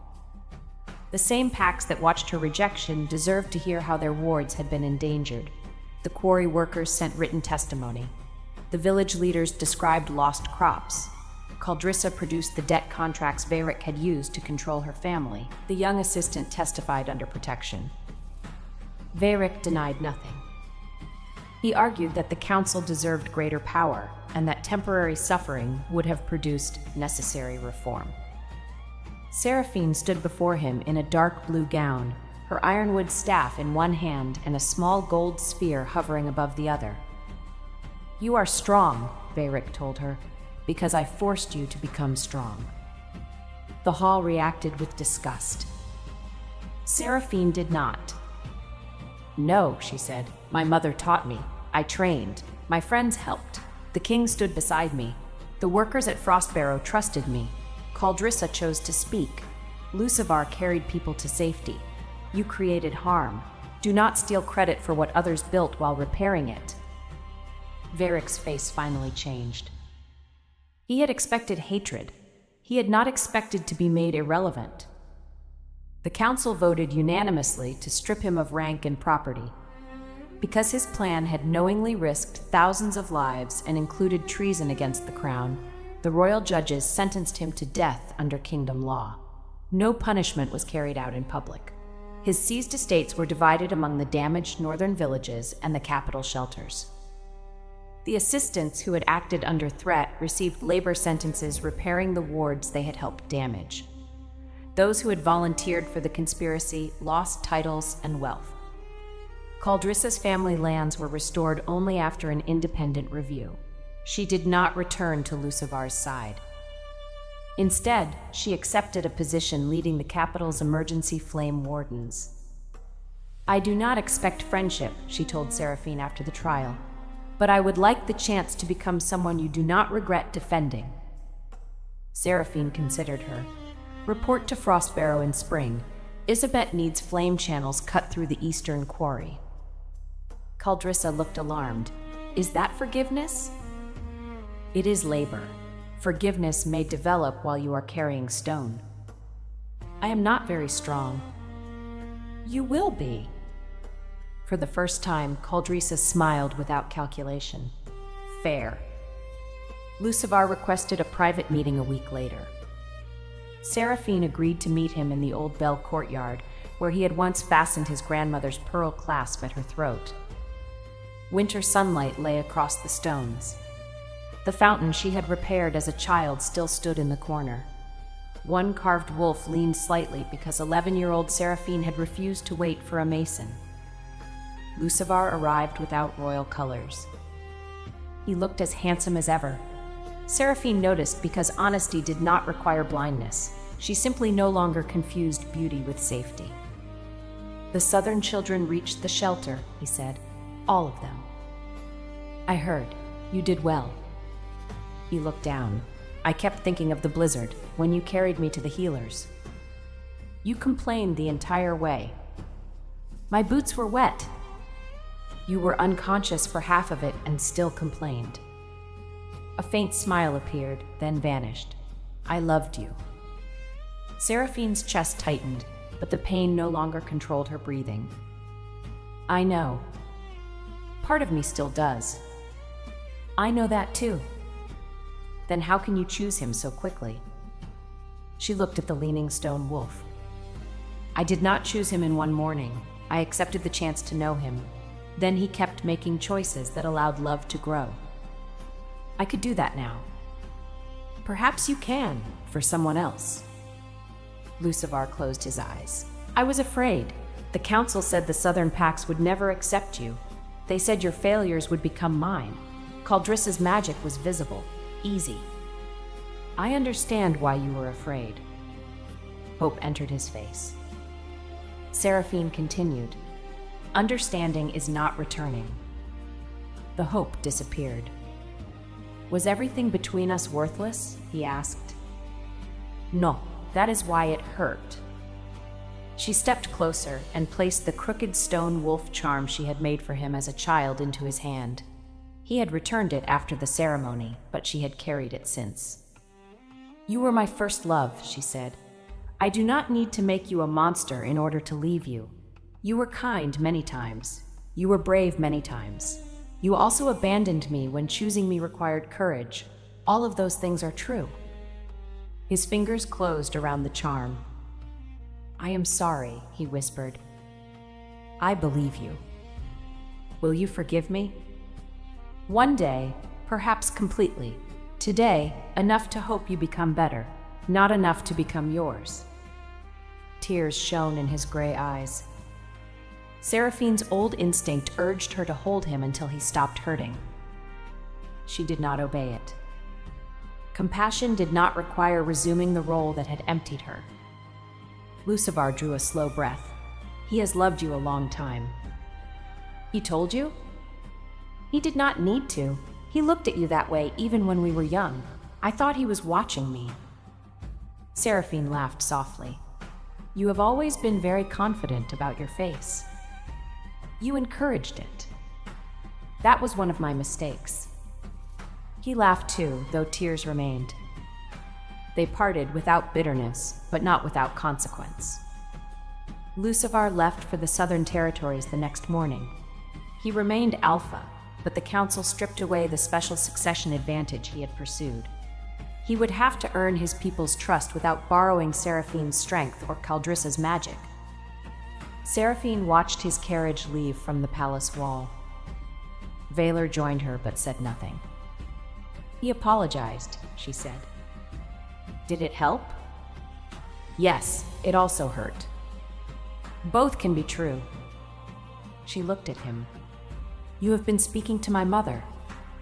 She provides excellent instruction and terrifying tea. Were you worried I would choose him? Yes. The immediate answer surprised her. You admitted jealousy. I admitted fear. They are related, but not identical. What would you have done? Accepted your choice, hated it privately, assigned him every bridge in the kingdom. Seraphine laughed and leaned against his side. His arm came around her shoulders. I did not choose him, she said. I noticed. Do not become smug. The crown remains responsible. Before spring reached the capital, Seraphine returned with Mavrian to the Bramblevein house for the first time since the rejection. The house stood at the edge of the old Coven district, built from dark stone and thick oak beams. Its kitchen ceiling still carried a round dent from Seraphine's first attempt at a levitation spell. The spell had not lifted the apple she was aiming at. It had condensed into a heavy sphere beneath the table and launched the table upward instead. Mavrian had never repaired the dent. It is educational, she always said.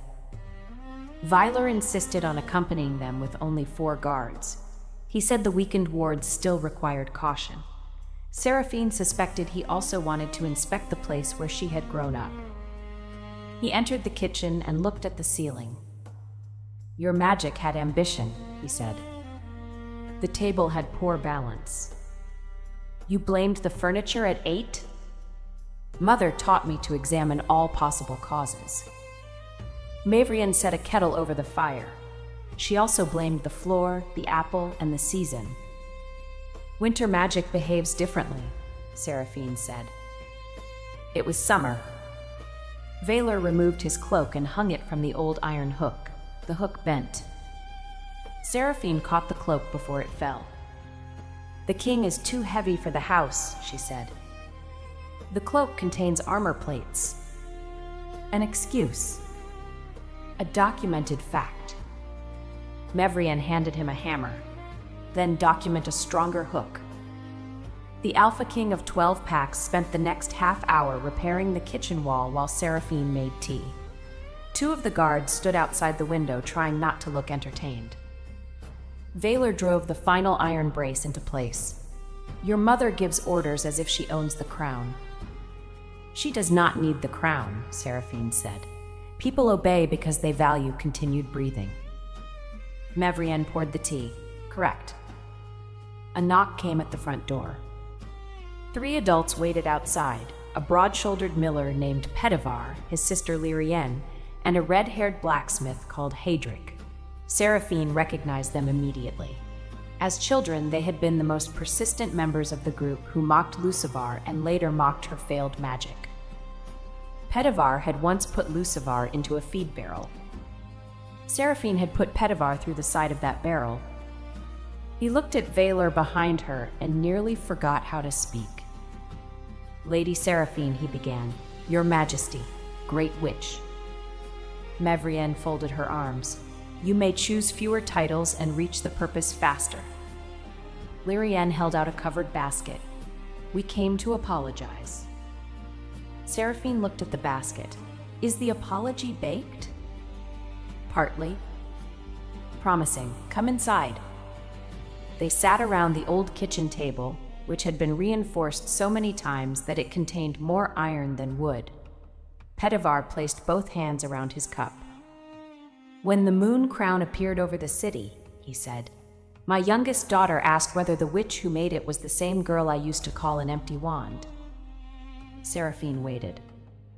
I told her yes. She asked why I had called you, that if your magic was only different. I did not have an answer that made me look decent. That does limit the available answers, Valor said. Petavar swallowed. Seraphine touched Valor's knee beneath the table, a silent request to allow the conversation to continue without royal pressure. The king leaned back. Lyrienne spoke next. "We did not believe your mother. We thought she was protecting you because she was famous and proud. Every time you explained, we laughed harder." "I remember," Seraphine said. "Then you stopped explaining and started challenging people in the yard." "Also true."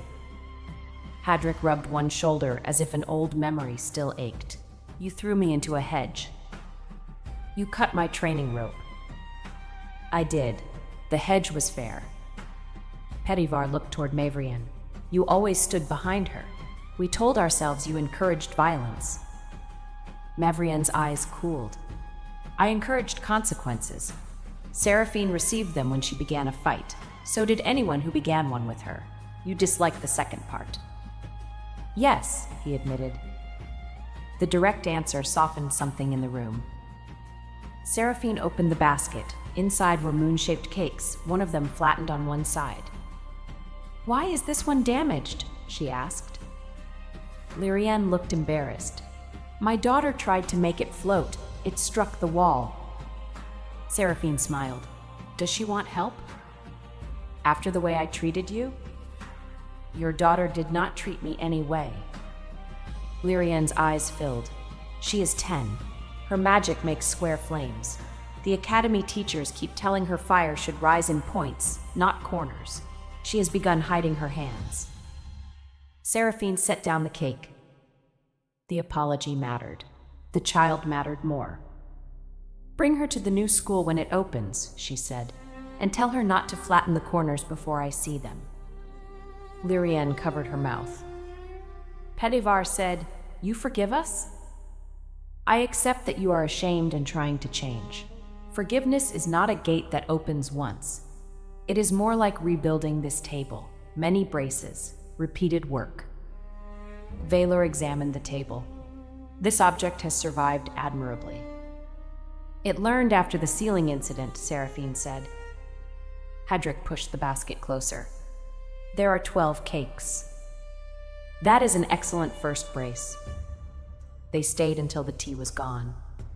Before leaving, Petivar offered to supply timber for the ward school. Hadrick promised iron sphere cradles at cost. Lyrienne wrote her daughter's name on a scrap of paper and gave it to Seraphine as carefully as if she were handing over a treasure. When the door closed, Seraphine remained beside it. "Are you well?" Valor asked. "I thought an apology would make the old years disappear." Mavrienne came to her side. "Did Lucivar's apology make your love disappear?" "No." "Then why would theirs erase pain? An apology does not rewrite memory. It changes what may be built after it."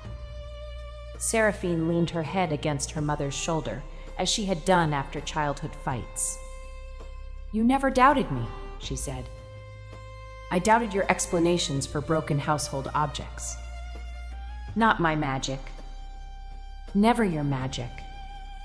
Valor stood nearby, giving them space without leaving. Seraphine reached one hand toward him. He took it and stepped closer, forming a small circle in the old kitchen. Mother, daughter, and the man who had not replaced the first person who believed in her, but had joined her. That evening, snow trapped them at the Bramblevane house. The royal guards occupied the front room. Valor was given the narrow guest bed upstairs. Seraphine slept in her childhood room across the hall, where old training diagrams covered the walls. After midnight, she woke to a crash. She seized a wooden practice staff and opened the door. Valor stood in the corridor holding one half of the guest bed frame. The other half had collapsed beneath the mattress. They stared at each other. "The king is too heavy for the house," Seraphine said. The frame was old. A documented excuse. Mavrienne opened her door, took in the broken bed, and sighed. "Now I understand why you two suit each other." "I did not break it intentionally," Valor said. Neither did she, most of the time. They moved the mattress to the floor. Seraphine lifted one end while Valor took the other. "I can carry it," he said. I know. Then why are you helping? She recognized the echo of his own words at Frostbarrow. Because you are carrying it. His gaze warmed. Mevrian pointed toward the guest room. Continue that emotional exchange inside. Some of us value sleep. Seraphine laughed and helped settle the mattress. At the doorway, Valor touched her wrist. Stay one moment. The door remains open. She stayed. Moonlight entered through the small window, silvering the plain room. Without armor, crown, or court, Valor looked younger. Still formidable, but not distant. This house explains you, he said. The broken ceiling? The reinforced table, the repaired fountain outside. Your mother's refusal to replace evidence of failure when it could become evidence of learning. Seraphine looked toward the hall where Mevrian's door had closed. She made it easy to believe her. No, she made it safe to keep trying. Belief was still your work. That distinction mattered. Seraphine sat on the edge of the mattress. When people laughed, I knew Mother was right, but sometimes knowing did not stop it from hurting. Vyler sat beside her, leaving respectful space. Confidence is not the absence of pain. You sound like her again. She threatens me with tea until I learn. Seraphine smiled. Were you ever mocked as a child? Not often. I was large early. Of course you were. I was feared instead. My father praised that. He believed a king should be difficult to love and impossible to challenge. Do you? No, fear can enforce silence. It cannot create loyalty. She studied his face in the moonlight. Was that why you stayed away when I chose Lucivar? Partly. I did not want my rank to turn interest into pressure. Partly, I believed you loved him well and that he would eventually deserve it. You were wrong. Painfully. For me. For both of us, though not equally. He did not center himself in her wound. He simply admitted that watching had cost him something. Seraphine shifted closer until their shoulders touched. I am glad you came home when you did, she said. So am I. I am also glad I carried Lucivar outside before you intervened. I would never have denied you that pleasure. Good. It was important to my healing. Valor turned his hand palm up between them. Seraphine laid hers over it. They sat quietly until the house stopped creaking in the wind. When she rose to leave, he brought her knuckles to his lips. Good night, Seraphine. Good night, Valor. Try not to break the floor. The floor appears strong. That is what the bed believed. The next morning, Mevrian made Valor repair the frame before breakfast. The Alpha King worked with hammer and iron braces while Seraphine ate 2 apology cakes and offered unhelpful advice. For once, no one in the house needed her to lift the burden. She chose to help anyway. Spring came slowly to the capital. Seraphine spent the last winter months building a new ward school with Mevrian, Dovrin, and Fenella. The school did not teach other witches to copy sphere magic. No one else possessed the same dense core. It taught them to identify the natural shape of their power before forcing it into traditional forms. Children who had been called slow, strange, or unpromising came from every pack. Seraphine trained them in the mornings and refused to spend every afternoon working. Valor insisted on this with unusual firmness. You saved the kingdom, he said. You are allowed to eat cakes in the garden. Is that a royal order? Yes. Tyranny at last. History will understand. She learned to enjoy the life she had once postponed while waiting for Lucivar's promise. She attended winter plays, chose gowns with reinforced pockets for small spheres, and allowed the palace cooks to create a dessert shaped like the moon crown. The first attempt collapsed through the serving tray. The second was made of lighter cake. At Frostbarrow, Caldrisa spent 6 weeks cutting flame channels and developed strong arms, a practical temper, and an unexpected friendship with Isabet. Captain Odrin sent Seraphine a formal report stating that all bridges had been counted twice, and remained jealous-proof. Valar reassigned him to no further infrastructure. Growth, Seraphine praised. Administrative completion, Valar corrected.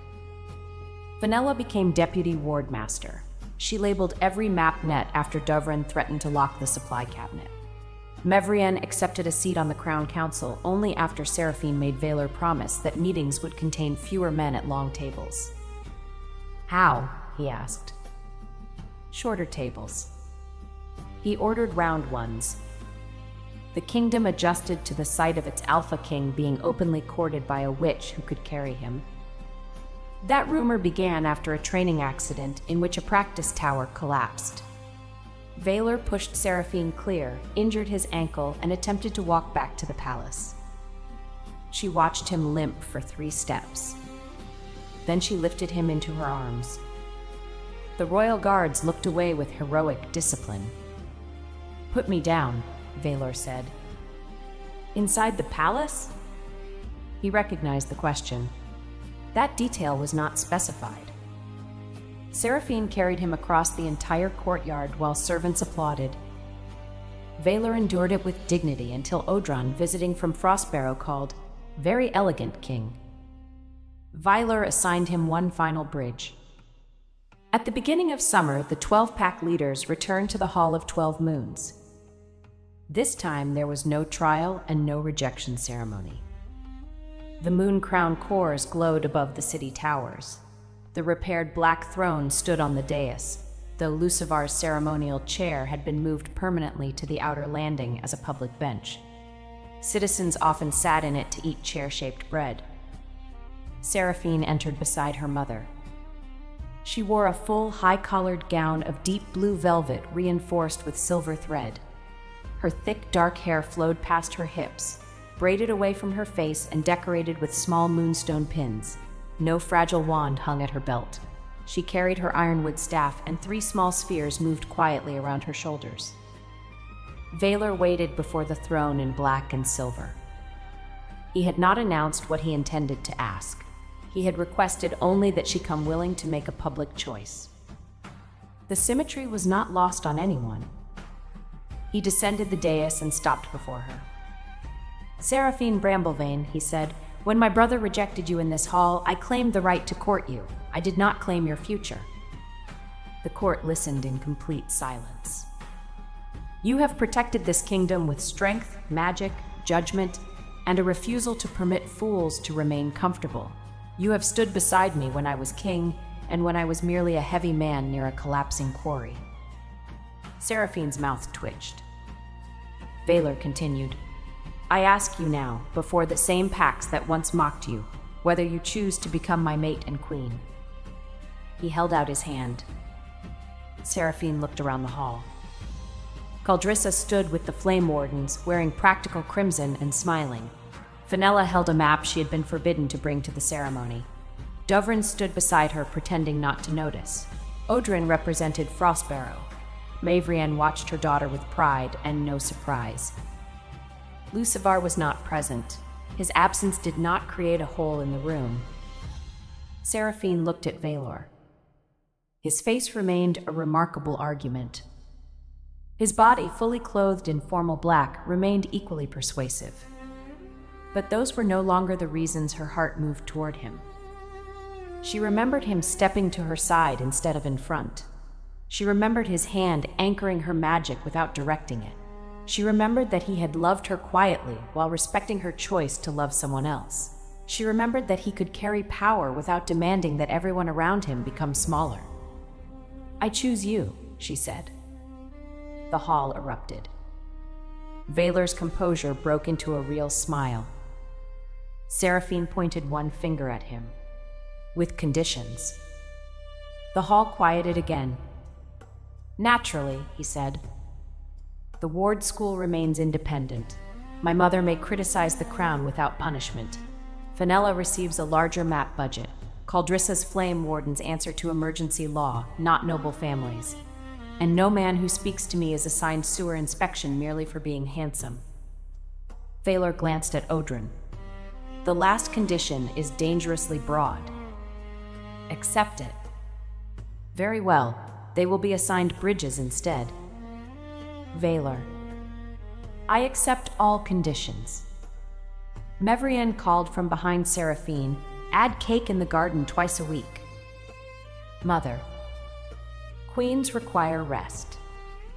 Valor nodded solemnly. The crown agrees. Seraphine looked between them. This alliance is becoming oppressive. Do you withdraw? Valor asked. She stepped closer. No. He fastened the royal moon clasp at her shoulder. Unlike Lucivar's pearl, it did not signify a future someone else controlled. Valor had asked. She had answered. The three spheres around Seraphine rose and circled them both. Valor lowered his voice. May I kiss my chosen queen? You may kiss the woman who chose you. The title is secondary. He kissed her gently before the entire kingdom. The court cheered. The wolves howled. One of Seraphine's spheres became distracted and rolled down the dais, collecting 6 ceremonial cushions and Counselor Dovrin's shoe before Fenella trapped it beneath a map net. Label that net, Dovrin shouted. Seraphine began laughing against Valor's shoulder. The ceremony became less dignified from there. It became much happier. Seraphine did not become her mother. She did not become the quiet Luna Lucivar's council had imagined, or the grateful, rejected woman the court expected Valor to rescue. She became the first Moon Core Queen, the creator of the Crown Sphere Wards, a woman strong enough to carry a throne and wise enough to know when not to throw it. Valor remained the most powerful alpha in the kingdom. He protected her fiercely, loved her with restraint and certainty, and continued to deny jealousy while maintaining suspiciously accurate bridge records. Mavrienne continued to defend her daughter, though she no longer needed to stand in front of her. Most often, she stood nearby with tea and legal advice. Lucivar became a better alpha in the south. Regret followed him for years, but he learned not to turn regret into another demand upon Seraphine. He honored what they had been by finally accepting what they would never be again.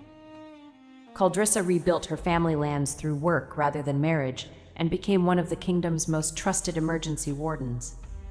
Fenella filled the new school with maps. Odren counted no more bridges unless the bridges genuinely required it. And on quiet afternoons, when Seraphine sat in the palace garden eating cake under royal order, she sometimes looked across the roses at Valor reading council reports. He always noticed. Again? He would ask. The face remains reliable. And the man? She would call a small gold sphere into her palm and send it floating toward him. It would settle above his hand, steady and warm. Also reliable, she would say. Then the Alpha King would leave his reports, come sit beside his queen, and make certain she remembered that a woman did not have to earn love by carrying everyone alone. Sometimes love began with a rescue. Sometimes it began with a choice. And sometimes it began when a heartbroken witch carried the wrong prince outside and finally noticed the right king standing in the doorway. Their private life developed its own pattern. Valor woke before dawn because kings had an unreasonable number of reports. Seraphine woke before dawn because her mother had trained her to believe the day was already judging anyone who remained in bed after sunrise. They met in the small western dining room, where Seraphine ate enough breakfast for 2 soldiers, and Valor pretended not to notice when she stole the best piece of honey bread from his plate. He always placed it there for her. She always pretended to steal it. On quiet evenings, they trained together in the Mooncore chamber. Seraphine's spheres had become more precise. She could build a ring of gold light around Valor without touching his armor, send a silver sphere through a sequence of moving iron gates, and pull a purple sphere back from a curse before it absorbed too much darkness. Valor remained her strongest anchor, though he no longer needed to stand within arm's reach. His presence settled the wolf part of the magic. His voice gave her a direction when the spheres multiplied too quickly. Sometimes, however, he stepped close simply because he liked standing close. Seraphine knew the difference. That one was stable. she told him one night when he placed both hands around her waist from behind. I agree. Then this is not anchoring. No. It is distracting. You have survived worse threats. She leaned back against his armored chest. Not many with shoulders like yours. His mouth touched her temple in a restrained kiss. Continue training, my queen. Cruel men. You married me after a full investigation. The investigation was compromised by your face. I submitted all relevant evidence.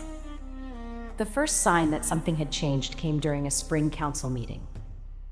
Seraphine was listening to Fenella explain a new system of emergency ward maps when the room tilted slightly to the left. It corrected itself before anyone else appeared to notice. She continued listening. Then the scent of roasted onions from the kitchens reached the chamber. Seraphine had always liked roasted onions. She had once crossed a flooded courtyard to rescue a tray of them. That morning, the smell seemed like a personal insult. Her gold sphere, which had been hovering politely near the ceiling, dropped 6 inches. Fenella stopped speaking. Your Majesty? The onions have betrayed me. Everyone looked toward the doors. Valor rose so quickly his chair struck the wall. Seraphine held up one hand. I am not dying. His eyes had already changed, silver wolf light sharpening through the dark. You do not know that. I know that death usually feels more dramatic. Mavrienne, seated beside Fenella, observed her daughter for several quiet seconds. Then she asked, When did you last eat? At breakfast. How much? The normal amount. Valor said, She left half the honey bread. The chamber became silent. Seraphine looked at him. You noticed that? You have never left honey bread in the 11 years I have observed you. Fenella slowly lowered her map. Dovrin, who had attended to discuss the palace wards, began gathering his instruments as though expecting an explosion. Mavrienne stood. We are ending the meeting. Mother, I became dizzy for one moment. And abandoned honey bread. That sounds serious when everyone repeats it. Valor was already beside her. He did not sweep her into his arms, because she had once warned him that carrying her without need would result in him being carried in return. Instead, he placed a steady hand under her elbow. Walk with me, he said. I can walk alone. I know, walk with me anyway. The royal healer arrived in Seraphine's private chamber with 3 assistants, 2 boxes of instruments, and the terrified expression of a man who had just been told that the Alpha King might judge his breathing. Seraphine sat on the edge of the bed. Valor stood close enough to cast a shadow across the healer's hands. Mavrienne stood on the other side, calmer but no less watchful. Everyone needs to stop looking as though I have been stabbed, Seraphine said. The healer swallowed. No one believes you have been stabbed, Your Majesty. The king does. I believe something has changed, Valor corrected. Your face believes murder. His face did not change. The examination was simple, respectful, and brief. The healer asked questions. Seraphine answered them. Mavrienne corrected the date of one missed moon cycle because Seraphine had forgotten it during the reconstruction of a western bridge. Then the healer smiled. Valor became more frightening. Why are you smiling? He asked. The healer glanced at Seraphine before addressing them both. Because the queen is healthy, and because, if the signs continue as expected, the royal family will welcome a child before winter. For one rare moment, Valor Nightcrown did not move. Seraphine stared at the healer. The room seemed to narrow around that one sentence. A child. She had considered children in the distant, sensible manner one considered rebuilding a northern road. She and Valor had spoken about them carefully. They both wanted a family, but neither had treated it as a debt owed to the crown.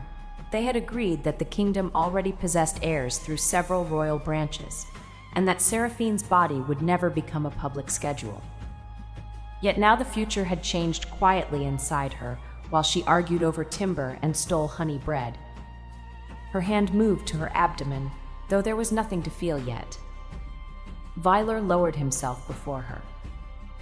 The Alpha King, who had refused to kneel before 3 invading warlords, went to one knee on the carpet and covered her hand with his. "Are you afraid?" he asked. His voice was low enough that the others could pretend not to hear. Seraphine considered lying. She had never been good at it. "A little." "So am I." She looked at him in surprise. He held her gaze. "I know how to protect a kingdom. I know how to hold a fortress through winter. I do not yet know how to protect someone I cannot see." Mevrian's expression softened. Seraphine curled her fingers around his. "You could begin by not frightening the healer into an early grave." The healer nodded before realizing no one had asked him. Vaylor glanced over his shoulder. "Was I frightening you?" "No, Your Majesty." "He is lying," Seraphine said. "Poorly," Mavrian added. Vaylor looked back at Seraphine. The severe line of his mouth finally broke. He pressed his forehead against her knuckles. "A child," he said. Seraphine's eyes burned unexpectedly. "Apparently. Ours. Unless the onions arranged this." He laughed once, a quiet, rough sound that made the healer stare at the floor in astonishment. The news remained private for 6 weeks. This was partly for Seraphine's comfort and partly because Vaylor developed an immediate, unreasonable interest in removing every sharp corner from the palace. The first carpenter received an order to round the edges of the western staircase. The second was asked whether the council chamber windows were capable of surviving a child who could inherit Seraphine's strength. The third was told to inspect every cradle in the royal storage rooms, even though no cradle had been used there for 20 years. By the time Seraphine discovered the work, 12 tables had been altered, 3 balconies had new railings, and an ancient statue of the first Alpha Queen had been moved because Vaylor disliked the angle of its stone spear. She found him in the nursery wing speaking to Dovrin about protective runes. The nursery wing had been closed since Vaylor and Lucivar were children. Dust covers hung from furniture, and faded silver moons decorated the walls. Vaylor stood in the center with a building plan in his hands. Seraphine leaned against the doorway. Her body had not changed much yet, but exhaustion arrived without permission and vanished just as suddenly. "What are you doing?" Vaylor did not appear guilty. "Planning." Dovrin appeared guilty enough for both of them. Seraphine entered and took the plan. It showed 7 layers of defensive wards, 2 emergency exits, a fireproof inner chamber, and a reinforced floor capable of supporting a siege engine.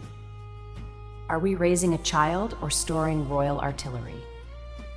The possibilities may overlap. Vaylor, your childhood strength is documented. My mother kept records because the academy kept sending repair bills.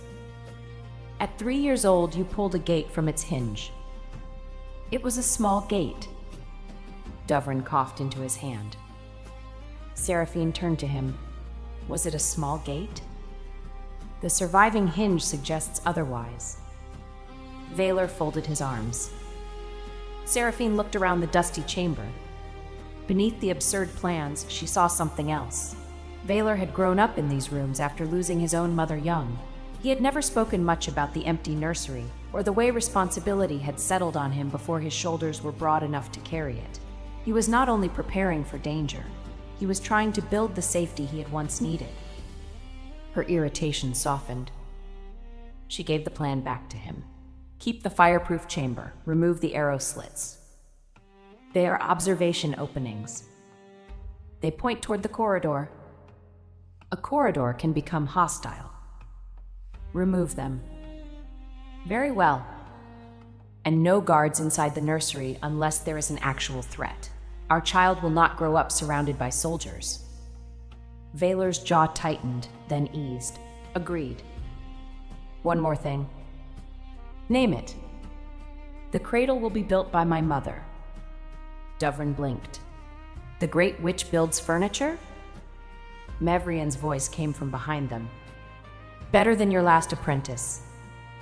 Dovrin nearly dropped his instruments. Mevrian entered carrying a measuring cord. I built Seraphine's first bed. It survived her. That is the only qualification that matters. Vaylor handed her the plan without argument. Seraphine watched the two most formidable people in her life bend over the drawing and immediately begin disagreeing about war geometry. She sat on a covered chest, rested both hands over the secret new life inside her, and laughed until she had to wipe her eyes.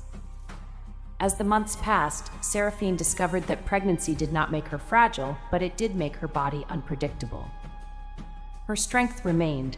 Some days it increased so sharply that she broke door handles without meaning to. Other days she became tired halfway up a staircase and had to accept Vaylor's arm without turning it into an argument. Her magic changed most dramatically. The spheres no longer responded only to danger or intention. They responded to the child. A small gold light appeared whenever the baby moved strongly. Silver spheres gathered around Seraphine when she slept, hovering like silent moons above the bed. Once, during a tedious tax hearing, a purple sphere rolled under Counselor Bravain's chair and lifted it 3 inches every time he exaggerated a number. Seraphine claimed she had not done it. Mevrian examined the sphere and agreed. Vaylor looked toward Seraphine's abdomen with solemn approval. The child has sound judgment. Bravain requested that future hearings take place without magic. The request was denied. The child also reacted to Vaylor. Whenever he spoke in his command voice, a gold sphere appeared near his shoulder. The first time it happened, he was ordering border guards to stand down after a dispute. The sphere rose from Seraphine's palm, crossed the room, and struck his armor with a soft bell-like sound. Every guard froze. Vaylor looked down at it. The sphere bumped him again. Seraphine covered her mouth. "Is the child attacking me?" he asked. "Correcting your tone, perhaps." The sphere bumped his chest a third time. Vaylor lowered his voice. The border guards will return to their posts calmly. The sphere floated back to Seraphine. Vanella wrote the event into the Royal Ward records under the title First Successful Prenatal Negotiation. Vaylor ordered her to change it. She added Royal Objection, noted beneath the title. By late autumn, Seraphine could no longer train with her heavy staff for long periods. She hated the restriction for 3 days, then redesigned the sessions herself. She practiced seated sphere control, built defensive patterns around moving targets, and trained younger witches to direct magic through weighted centers. She also began teaching palace guards how to move around a pregnant woman who could still throw them farther than they expected. Captain Odran visited from Frostbarrow and volunteered for a demonstration. Valar watched from the edge of the training yard with his arms folded. Odran adjusted his padded armor. "Your Majesty, I assure you this is educational. I am certain you will learn something." Seraphine placed one hand on Odran's shoulder and one at his belt, lifted him cleanly, and set him on a high practice platform. The guards applauded. Odran bowed from the platform. "Excellent control." Vaylor said, "Remain there. The bridges are safer at that height." Seraphine laughed so hard that the baby moved, producing 3 gold spheres that circled her head. Vaylor crossed the yard immediately. "Are you well?" Your jealousy amused the child. "I was not jealous." From the platform, Odran called, "The child appears unconvinced." A gold sphere rose and tapped Vaylor's shoulder. The entire yard became silent. Seraphine smiled sweetly. The evidence is becoming difficult to suppress. The birth began on the first night of winter, while snow covered the palace roofs and the moon wards shone clean above the capital. There was no battle, no curse, and no assassin. Seraphine had privately expected some catastrophe because important moments in her life rarely occurred without damaged furniture. Instead, there was only pain, time, fear, and the steady presence of people who loved her. Mavrian remained at her left side. The royal healer and two experienced midwives guided her with calm instructions. Valor stayed at her right, one hand locked around hers and the other braced against the bed frame whenever her strength tightened. The first bed frame cracked. No one commented. The second had been built by Mavrian. It held. Hours passed. Seraphine endured them with less dignity than she had hoped and more courage than she recognized. She shouted at Valor twice, apologized once, then withdrew the apology because he had deserved the second shout. At one point, he tried to tell her to breathe. She looked at him with such concentrated fury that every candle in the chamber bent away. Mavrian said, "Your Majesty, I recommend silence." Valor obeyed. When fear finally overtook Seraphine, it arrived quietly. She had trained for years to control strength that did not behave like anyone else's. Now her body was performing something ancient and powerful without waiting for her permission. She could not lift the pain away. She could not strike it, argue with it, or compress it into a sphere. "Mother," she whispered. Mavrian leaned close. "What if I cannot do this correctly?" Her mother's hand cupped her face.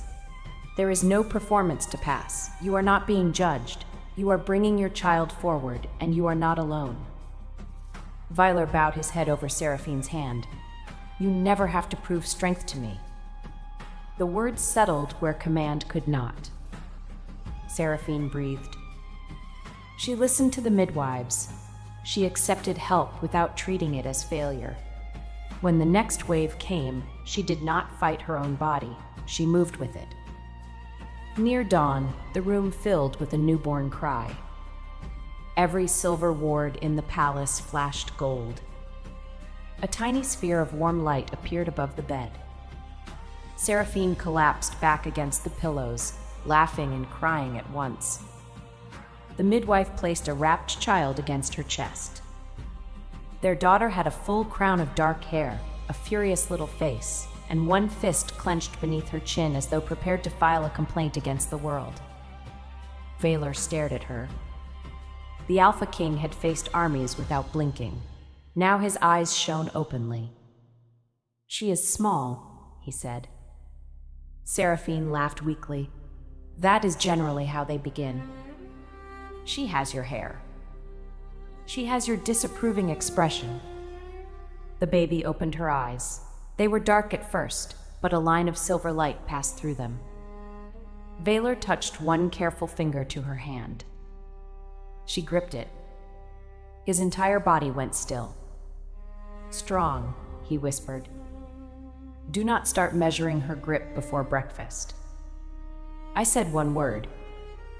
It was a very ambitious word. Mavrian stood behind him, tears on her face and pride in every line of her posture. Seraphine looked up at her mother. "You were right." "About which thing?" "I was not broken. My magic was only waiting for its own shape." Mavrian bent and kissed her forehead. "I knew that before you could lift a gate." The child released Valor's finger. The gold sphere above the bed drifted toward him and settled against the center of his chest. Valor looked at Seraphine. "She has chosen me. She may only like your armor. Your first attraction to me was also poorly disciplined." "True, the family has a pattern." They named their daughter Myravra Mavrian Nightcrown. Myravra was an old northern name meaning moon that returns after the storm. Her middle name honored Mavrian without copying it exactly, a decision the grandmother pretended not to find moving. The announcement bells rang at noon. The city celebrated for 3 days. Seraphine slept through most of it. Myravra grew quickly and loudly. At 6 months, she could sit without support and glare at anyone who attempted to take away a spoon. At 9 months, she crawled toward Valor's crown during a private council and bit one of the silver points. At 11 months, she produced 3 magic spheres while sneezing. One turned gold. one turned silver.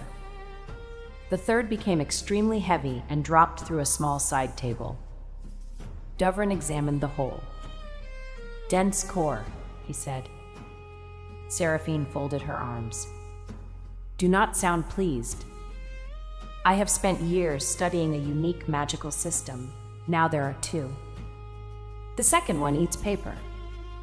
Myrovra, seated on Vaylor's knee, tore a corner from his border report. Vaylor removed it gently. "She has identified weak policy."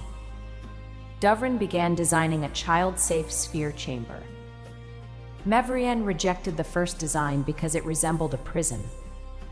Seraphine rejected the second because it contained no reinforced climbing rails. Vaylor rejected the third because its door opened toward an unguarded corridor. Vanella solved the dispute by drawing a circular playroom with padded walls, low windows, removable training weights, and map murals that changed color when touched. Myrovra entered the finished room at 14 months, immediately ignored every magical feature, and spent an hour trying to move a wooden bench. When she succeeded, Seraphine cheered. Vaylor moved the bench back. Myrovra moved it again. "She has your persistence," he said. "She has your refusal to accept furniture where someone else placed it." Lucivar met Myrovra when she was nearly 2. He arrived from the south for the annual Winter Council. By then he had governed his territory well for several years, repaired his relationship with Caldrissa into a respectful political friendship, and stopped finding reasons to appear near Seraphine. He requested permission before entering the family wing. Vaylor read the request twice. Seraphine watched him over the rim of her tea. He is her uncle. He is also a man who once made her mother cry in public. "You once made me cry in private." "When?" "When you ordered the kitchens to limit my coffee during pregnancy." "The healer ordered it." "You enforced it with unnecessary efficiency." Vaylor set the request down. "Do you want him here?" Seraphine considered the question. She no longer felt the old pain when she heard Lucivar's name. The memory remained, but it had become part of her history rather than an open door. "Yes," she said, "for one visit, with us present." Lucivar entered carrying no elaborate royal gift. He brought a carved wooden puzzle made by southern craftsmen, its pieces shaped like moons and small towers. Myrovra stood beside Seraphine in a thick blue wool dress, both hands gripping a training ball nearly as large as her head. Lucivar stopped. For a moment, Seraphine saw the boy she had once protected. Then he bowed to the child. "Princess Myrovra, I am your uncle Lucivar." Myrovra looked at his face. She looked at Seraphine. "Pretty," she announced. Seraphine choked on her tea. Vaylor's expression became colder than the window glass. Lucivar closed his eyes briefly. "This feels deserved." Myrovra walked toward him, studied his gold-brown hair, and handed him the training ball. He accepted it. The ball dropped his arms to the floor. Myrovra laughed. Seraphine covered her face. Vaylor's mouth moved almost imperceptibly. Lucivar struggled upright with the ball. "She is very strong." "Yes," Vaylor said. "Unlike some princes at her age, she does not require rescue from training equipment." Seraphine nudged her husband with one elbow. Lucivar managed to place the ball on the floor. He looked at Myrovra rather than Seraphine when he spoke. "Your mother protected me when we were children," he said. "I did not honor that courage when I grew older. You should know that she deserved better than I gave her." Myrovra understood only parts of the sentence. She picked up one puzzle moon and put it in her mouth. Seraphine removed it. No eating diplomacy. Lucivar smiled despite himself. The visit lasted half an hour. He did not ask to hold Myrovra. When she climbed onto his knee to reach the puzzle, he became very still and allowed her to choose the contact.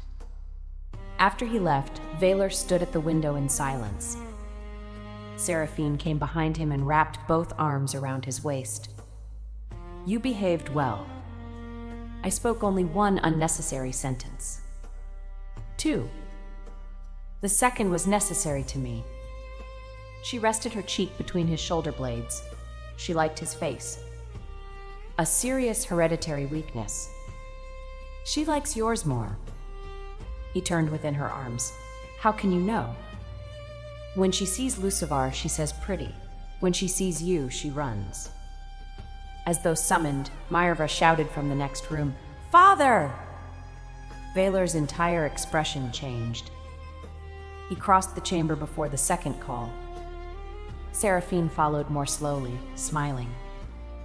Maierva's second year was marked by 3 major achievements. She learned to speak in complete sentences. She learned to climb the library shelves. She learned that the phrase royal order did not work on her grandmother. Mevrienne visited the nursery twice each week and refused all ceremonial titles from the child. Grandmother, she corrected whenever a servant said Great Witch. Maierva shortened it to Grand Maeve, which no one else was permitted to use. Mavrienne taught her to greet magic rather than command it. They sat on the playroom floor with smooth stones arranged in circles. Maierva touched each one and described whether it felt warm, cold, sleepy, loud, or stubborn. Seraphine watched from the doorway.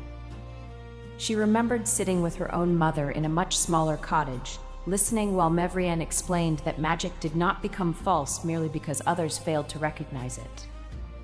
Now Marevra had a court that celebrated every gold spark. Seraphine worried that belief without discipline might become another kind of burden. Everyone expects her to be extraordinary, she told Mevrienne one afternoon. What if she wants to be ordinary? Mevrienne continued arranging stones. Then we defend her right to be ordinary. And if she has no interest in becoming a witch? Then Dovrin will survive the disappointment. From across the room, Dovrin said, I heard that. Good. Prepare emotionally. Seraphine sat beside her daughter. What do you want to be when you grow up? Maierva thought deeply. Tall. A practical ambition. And carry father. Valar, entering behind them, stopped. Seraphine smiled. Your training begins tomorrow. No, Valar said. Maierva pointed at him. Royal order. Mevrienne shook her head. It still does not work here. When Maierva was 3, Seraphine discovered she was carrying another child. This time, the first sign was not nausea or abandoned honey bread. It was silence. Maierva had climbed into Seraphine's lap during breakfast and pressed one ear against her abdomen. There is a moon inside, she said. Seraphine nearly dropped her cup. Valar set down his report. Mevrienne, who had joined them that morning, looked from Maierva to her daughter. How long have you suspected? She asked. I have not suspected anything. Maierva patted Seraphine's stomach. A tiny gold sphere appeared beneath her palm. Valar stood. Seraphine pointed at him. Do not summon every healer in the capital. Only the royal healer. And do not rebuild the nursery wing. The west room requires reinforcement. It survived Maierva. Barely. Maierva climbed down and looked at her father. Baby moon? Valar knelt before her. Perhaps. We must ask the healer. Can I carry it? Seraphine placed both hands over her abdomen. Not yet. Maierva frowned at the delay. The healer confirmed the pregnancy by noon. The second child developed under different circumstances. Seraphine was less frightened by the unknown, but more aware of everything that could change. Maierva was old enough to notice when her mother became tired, old enough to ask whether the baby would take her room, her toys, or her place at breakfast. Seraphine refused to dismiss those fears as childish. She and Valar answered every question. The baby would have a separate room, but might sleep near them at first. Myravra would not be required to share her most important toys. She would remain their daughter even when another child needed attention. Love was not grain in a winter storehouse. Giving some to the baby would not leave less for her. Myravra listened with grave concentration. Can the baby have Counselor Bravain's chair? Seraphine looked at Valor. She understands redistribution. The pregnancy also forced Seraphine to confront a new fear. During Myravra's birth, she had been surrounded by certainty and care. Now she knew exactly how difficult the process could be. Knowledge did not always reduce fear. Sometimes it gave fear a map. One winter evening, she stood alone in the Mooncore chamber, watching 5 gold spheres orbit slowly. Valor found her there. He did not ask why she had left bed. He stepped into the circle and waited until she looked at him. I am afraid again, she admitted. I know. That answer is irritating. You have moved the same sphere around the same column for an hour. It is a complicated column. He came closer. What shape does the fear have? Seraphine looked down at her hands. Last time I feared I would fail. This time I know I can endure it, and I still do not want to suffer again. That feels cowardly. Valor's face hardened, not at her, but at the word. Wanting less pain is not cowardice. My mother endured it. Your mother also complains when tea is cold. Endurance does not require gratitude for discomfort. A laugh escaped Seraphine. He placed one hand over hers. You may hate every moment and still be brave. You may ask for every form of help available. You may change your mind about plans. You may shout at me again.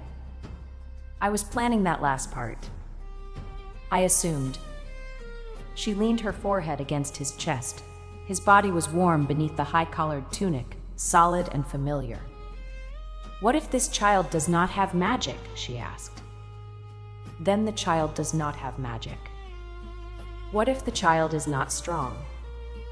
Then the child is not strong. What if the court compares them to Myravra? Then the court learns silence. Seraphine looked up. By law? Preferably. And if law fails? I married a woman with several alternatives. The second baby arrived in early summer after a shorter labor and a much louder argument about whether Valor was allowed to order the sun to rise more slowly. He had not actually attempted to command the sun. Seraphine maintained that his expression suggested preparation. Their son was born healthy, quiet, and completely uninterested in producing magic spheres. He opened gray eyes, looked at the bright ward lights, and went back to sleep. They named him Thesivar Oren Nightcrown. Thesivar was a Western name meaning patient heart. Oren honored Odran, who pretended the choice was merely political and then cried behind a stable wall where Fenella found him. Myravra met her brother in the family chamber.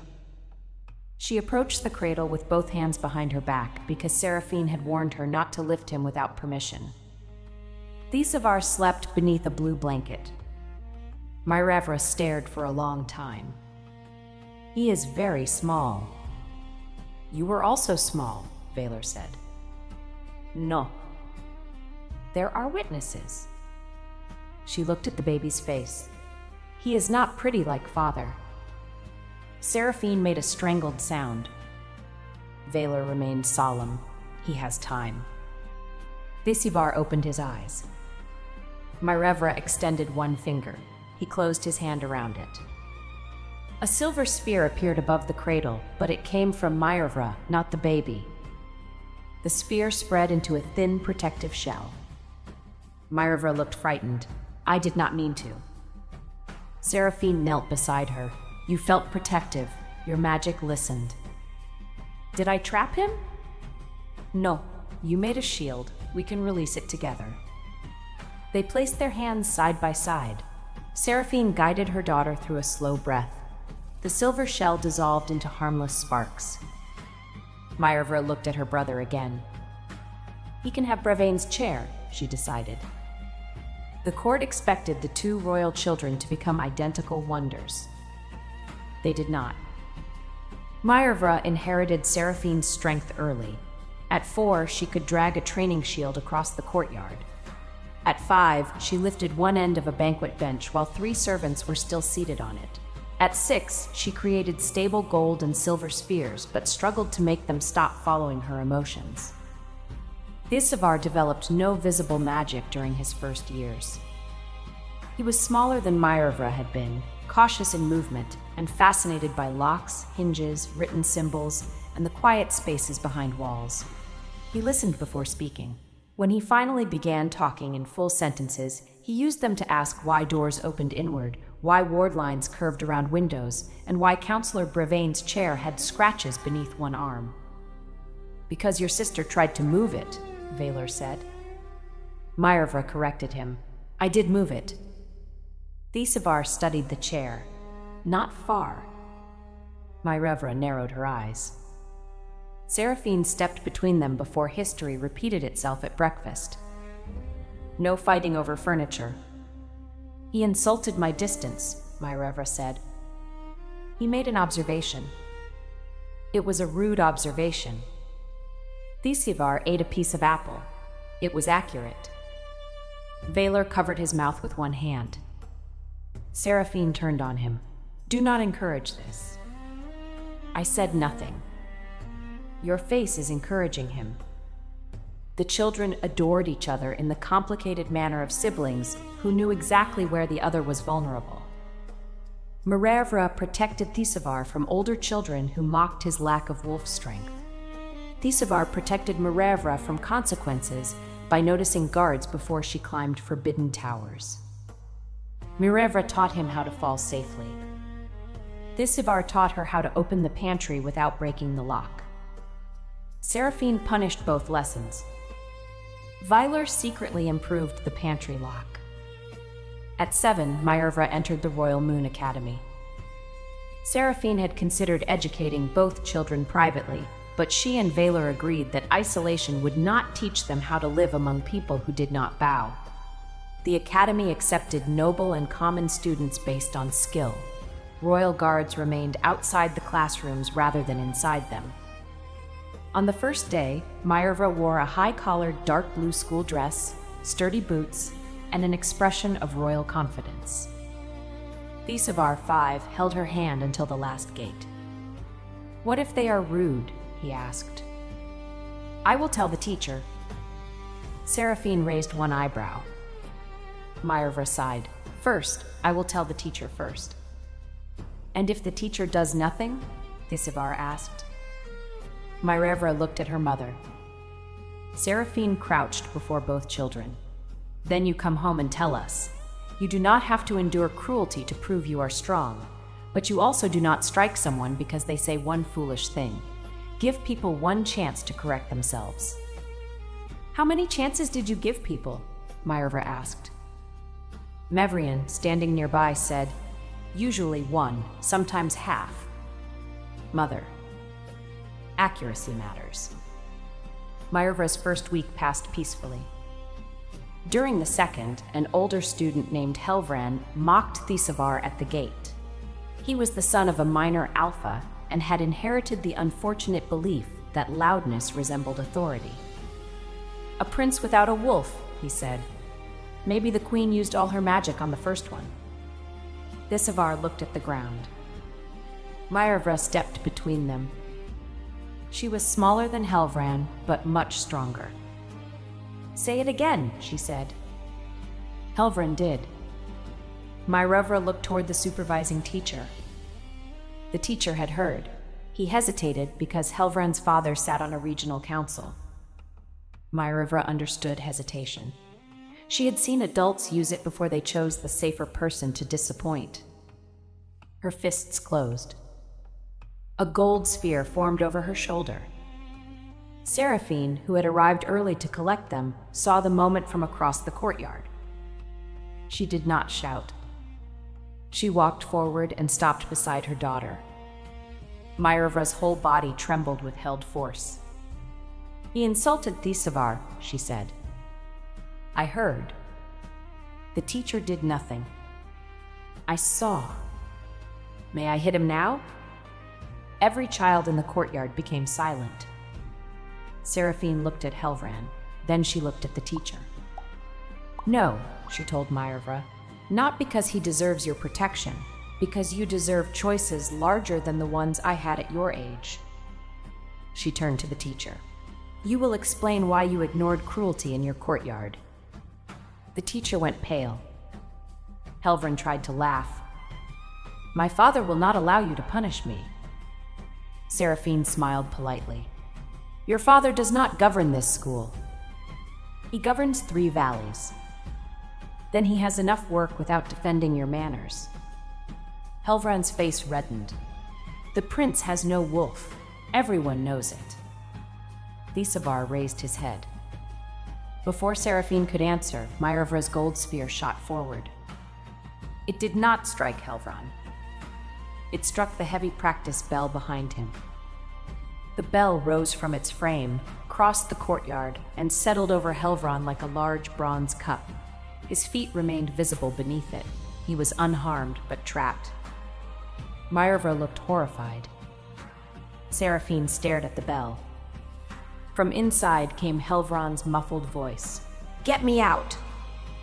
Mevrian arrived at the gate in time to see Seraphine place both hands over her face. She did not hit him, Mevrian observed. Do not sound proud. I am evaluating progress. The incident resulted in consequences for everyone. The teacher was suspended and later retrained. Helvran apologized publicly to Thisavar and spent a month assisting the academy caretaker with bell maintenance. Myerva repaired the damaged frame and wrote a full account of how her anger had moved the sphere before she chose its direction. Seraphine did not shame her daughter. That evening, they sat together in the Mooncore chamber. I wanted to hurt him, Myerva admitted.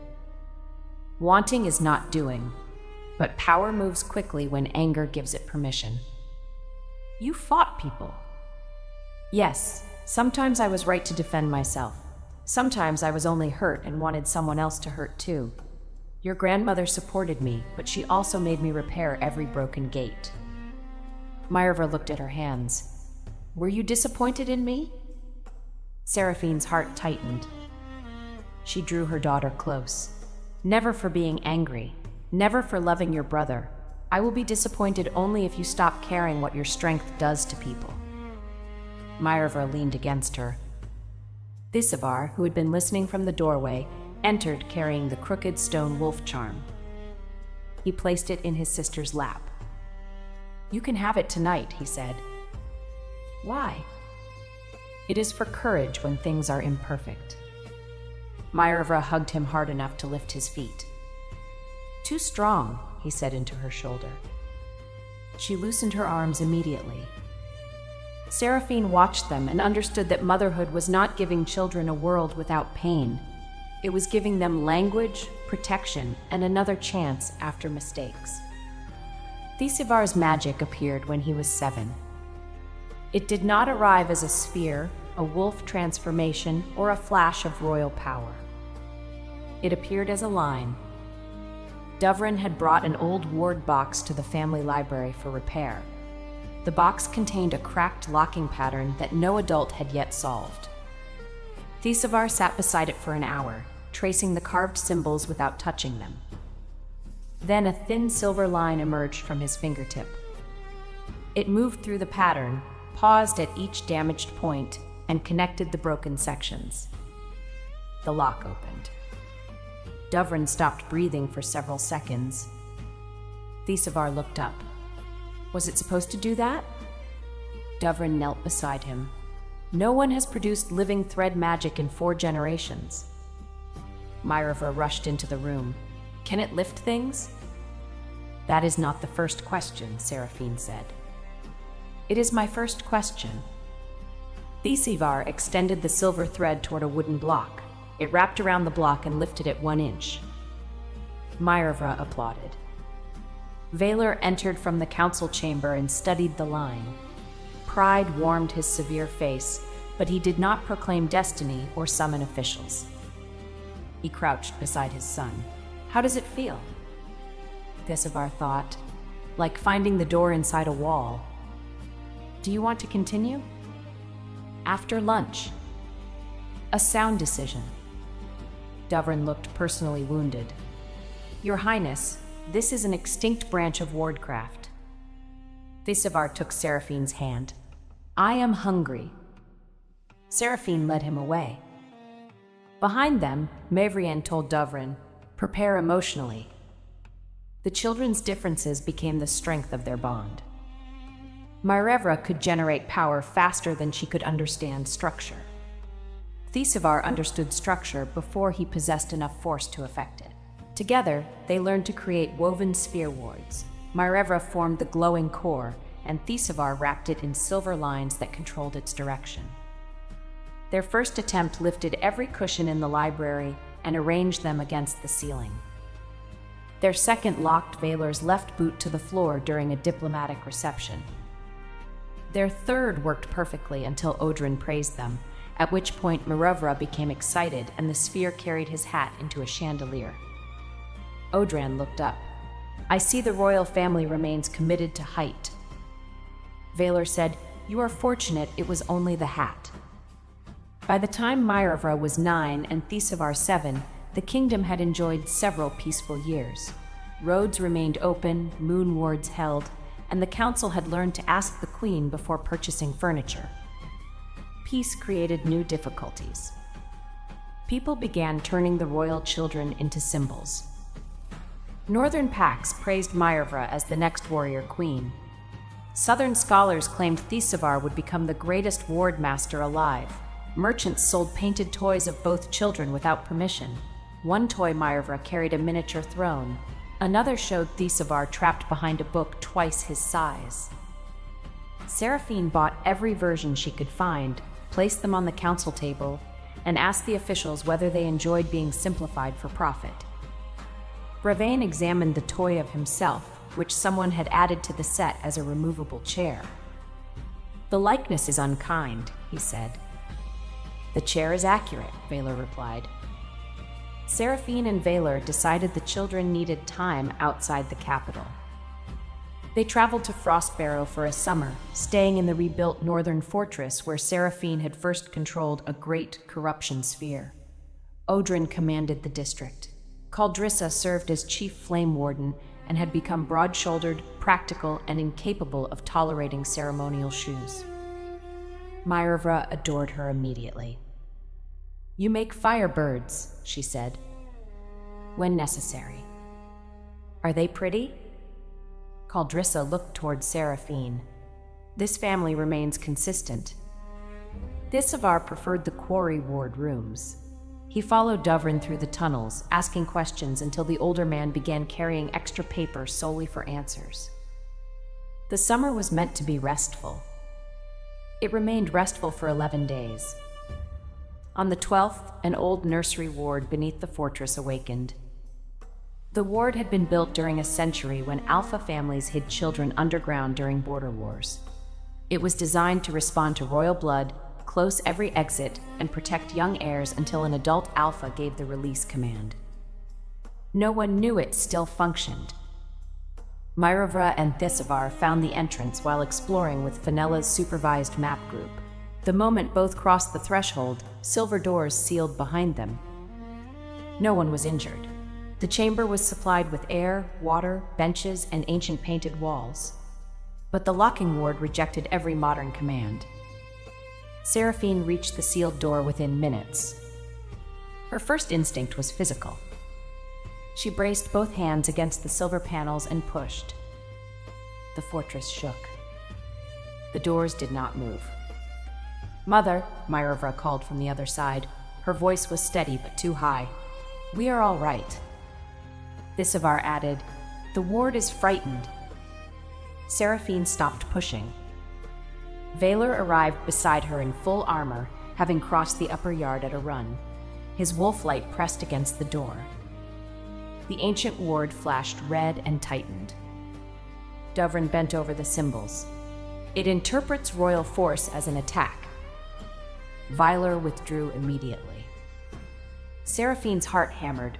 Her children were separated from her by one slab of metal, and every gift she possessed made the barrier stronger. "Tell me how to break it," she said. Dovrin shook his head. "Breaking the outer pattern may collapse the chamber ceiling." Caldrissa placed both palms against the stone wall, testing heat. "Fire is impossible." Odran cleared the corridor of unnecessary guards. Mavrienne, who had traveled with them, stood beside Seraphine. "Listen before you act." Seraphine almost shouted that listening would not open the door. Then she remembered saying the same thing to Myervra after the academy bell. Power moved quickly when fear gave it permission. She closed her eyes. Behind the door, Thesivar spoke softly. "The lines are tangled around a picture of two wolves, one big, one small." Dovrin pressed his ear near a narrow seam. "Can you see where they begin?" "The small wolf's heart." Myervra said, "There is a round place above it." Seraphine understood. The old ward had not been built to obey a king. It had been built to respond to a child and the protector connected to that child. "Myervra," she called, "can you make one gold sphere? Very small." "I think so." "Do not force it. Think of the first light you made over Thesivar's cradle." Silence followed. Then gold shone through the seam.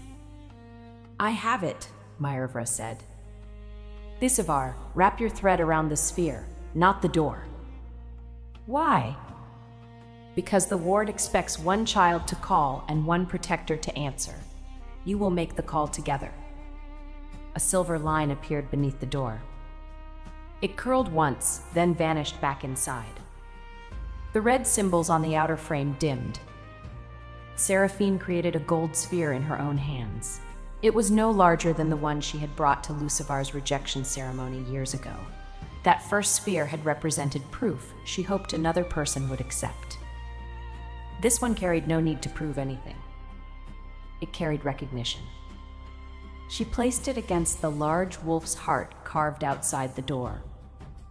Inside, Myervra placed her sphere against the small wolf. Thesivar connected both patterns with his thread. The ward opened. The doors parted without sound. Myervra stood in front of the younger map students, her gold sphere raised as a shield. Thesivar knelt beside the wall, silver thread still glowing between his fingers. Seraphine entered but stopped herself from grabbing them too quickly. "May I?" she asked. Both children ran into her arms. Vaylor joined them a moment later, wrapping his body around all three. His breath shook once against Seraphine's hair. Myervra whispered, "I was scared." "So was I," Seraphine said. Thesivar looked at the open door. "You did not break it." "No." "You listened." Seraphine kissed his forehead. "I am still learning." The old nursery ward became a new school after Dovrin and Thesivar documented its design. Myervra insisted the first lesson taught there should be how not to trap children. Caldrissa added emergency flame channels. Odran counted every exit twice and sent Vaylor a written guarantee that none led to bridges. The incident changed Seraphine more than the public understood. She had once measured protection by what she could lift, strike, block, or carry. Motherhood taught her that sometimes protection meant leaving space for children to use what she had taught them. That lesson was painful. It was also necessary. As Myervra approached adolescence, her strength increased faster than her patience. She trained with Seraphine, Odran, and the Palace Guard, but she hated being watched by people waiting to decide whether she was impressive enough. One afternoon, she failed to stabilize a 7-sphere formation before a group of visiting alphas. 2 spheres collided, scattering harmless gold sparks across the yard. A young noble laughed. Myervra went silent. Seraphine recognized that silence. After the visitors left, she found her daughter alone beside the old fountain where she had once thrown Lucivar's bullies. Marevra sat on the stone rim, shoulders rigid. "I know what you will say," she muttered. "That saves time. What will I say?" "That failure is part of training. That magic grows in its own shape. That I should not care what foolish people think." Seraphine sat beside her. "Those are all true. None of them make humiliation pleasant." Marevra looked at her. "I wanted to put him in the fountain." "I noticed." "You would have." "At your age, yes." "Then why should I be better than you?" Seraphine considered the question carefully.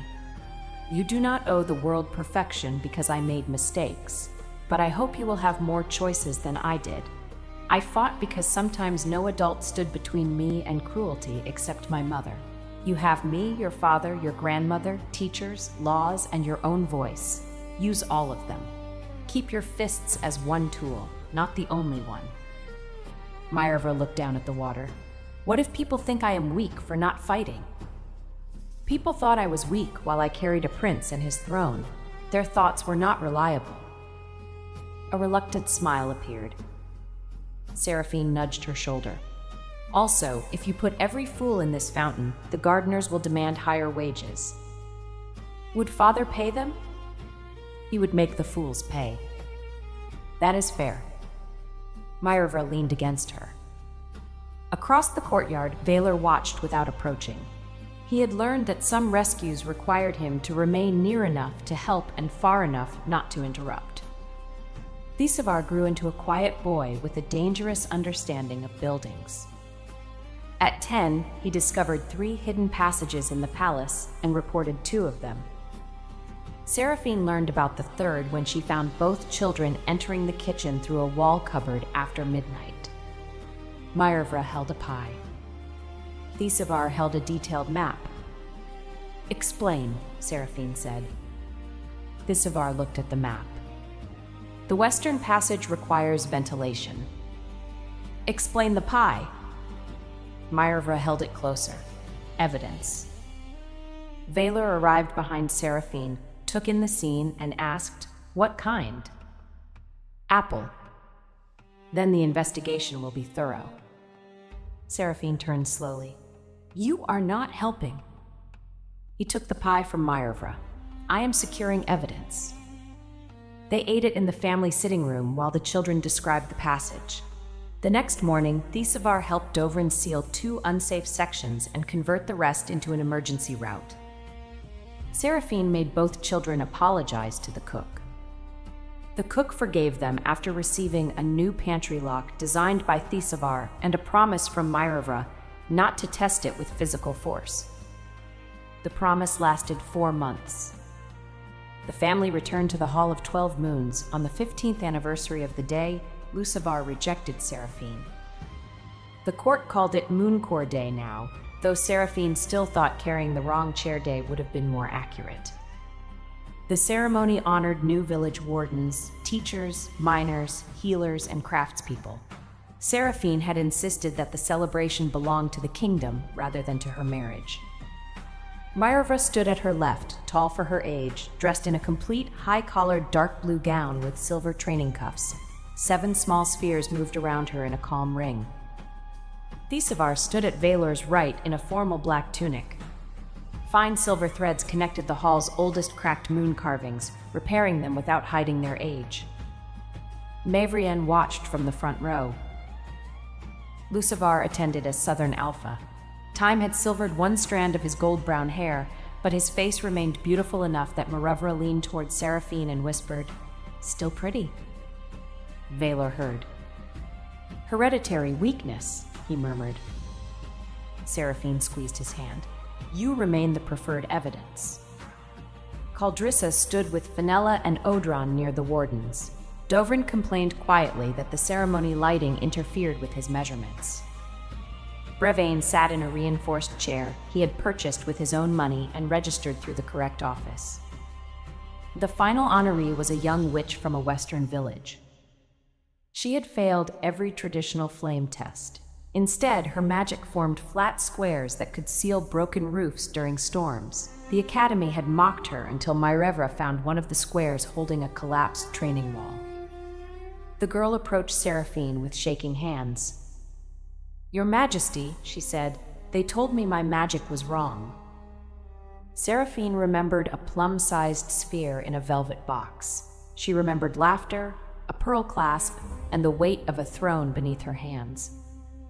She also remembered her mother saying the truth before anyone else believed it. "Magic is not wrong because a teacher has not learned its language," Seraphine said. "But power must still be trained. Will you do the work?" The girl nodded fiercely.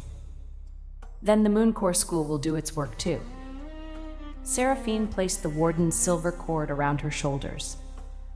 The hall applauded. A sudden crash sounded near the eastern doors. Every guard turned. Myervra's spears flared. Thisivar's threads tightened. Valor stepped forward.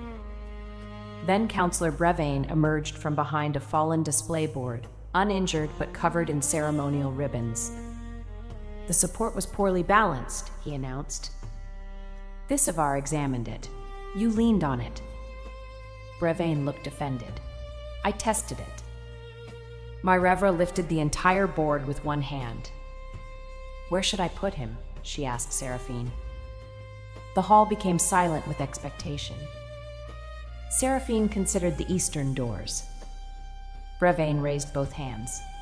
"Your Majesty, I have repaired 3 villages this year." "True." "And registered my chair." "Also true." "May I remain inside?" Seraphine looked at her daughter. "Set the board upright. Leave the counselor where he is." Myervra obeyed. Brevane sighed with relief.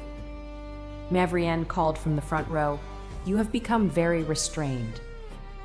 Seraphine smiled. "I am a mother now. I must model civilization." Valor leaned toward her. "You threw a table into the river last spring." The children were not present. "They heard the song about it."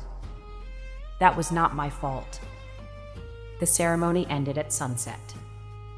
Later, the royal family returned to the western garden where Seraphine and Valor had spent so many quiet afternoons. The roses had been replaced by winter lanterns, each holding one small gold sphere made by Academy students. Myervra challenged her father to an arm-wrestling match at the stone table. Valor accepted with excessive seriousness. Thisivar inspected the table first. "It is reinforced," he said. "By your grandmother," Seraphine told him. "Then it is safe." Myervra planted her elbow. Valor did the same. Seraphine sat between Mavrienne and Lucivar, who had been invited to share the family meal for the first time in many years. Lucivar watched his brother pretend to struggle. "He is letting her think she is close," he said.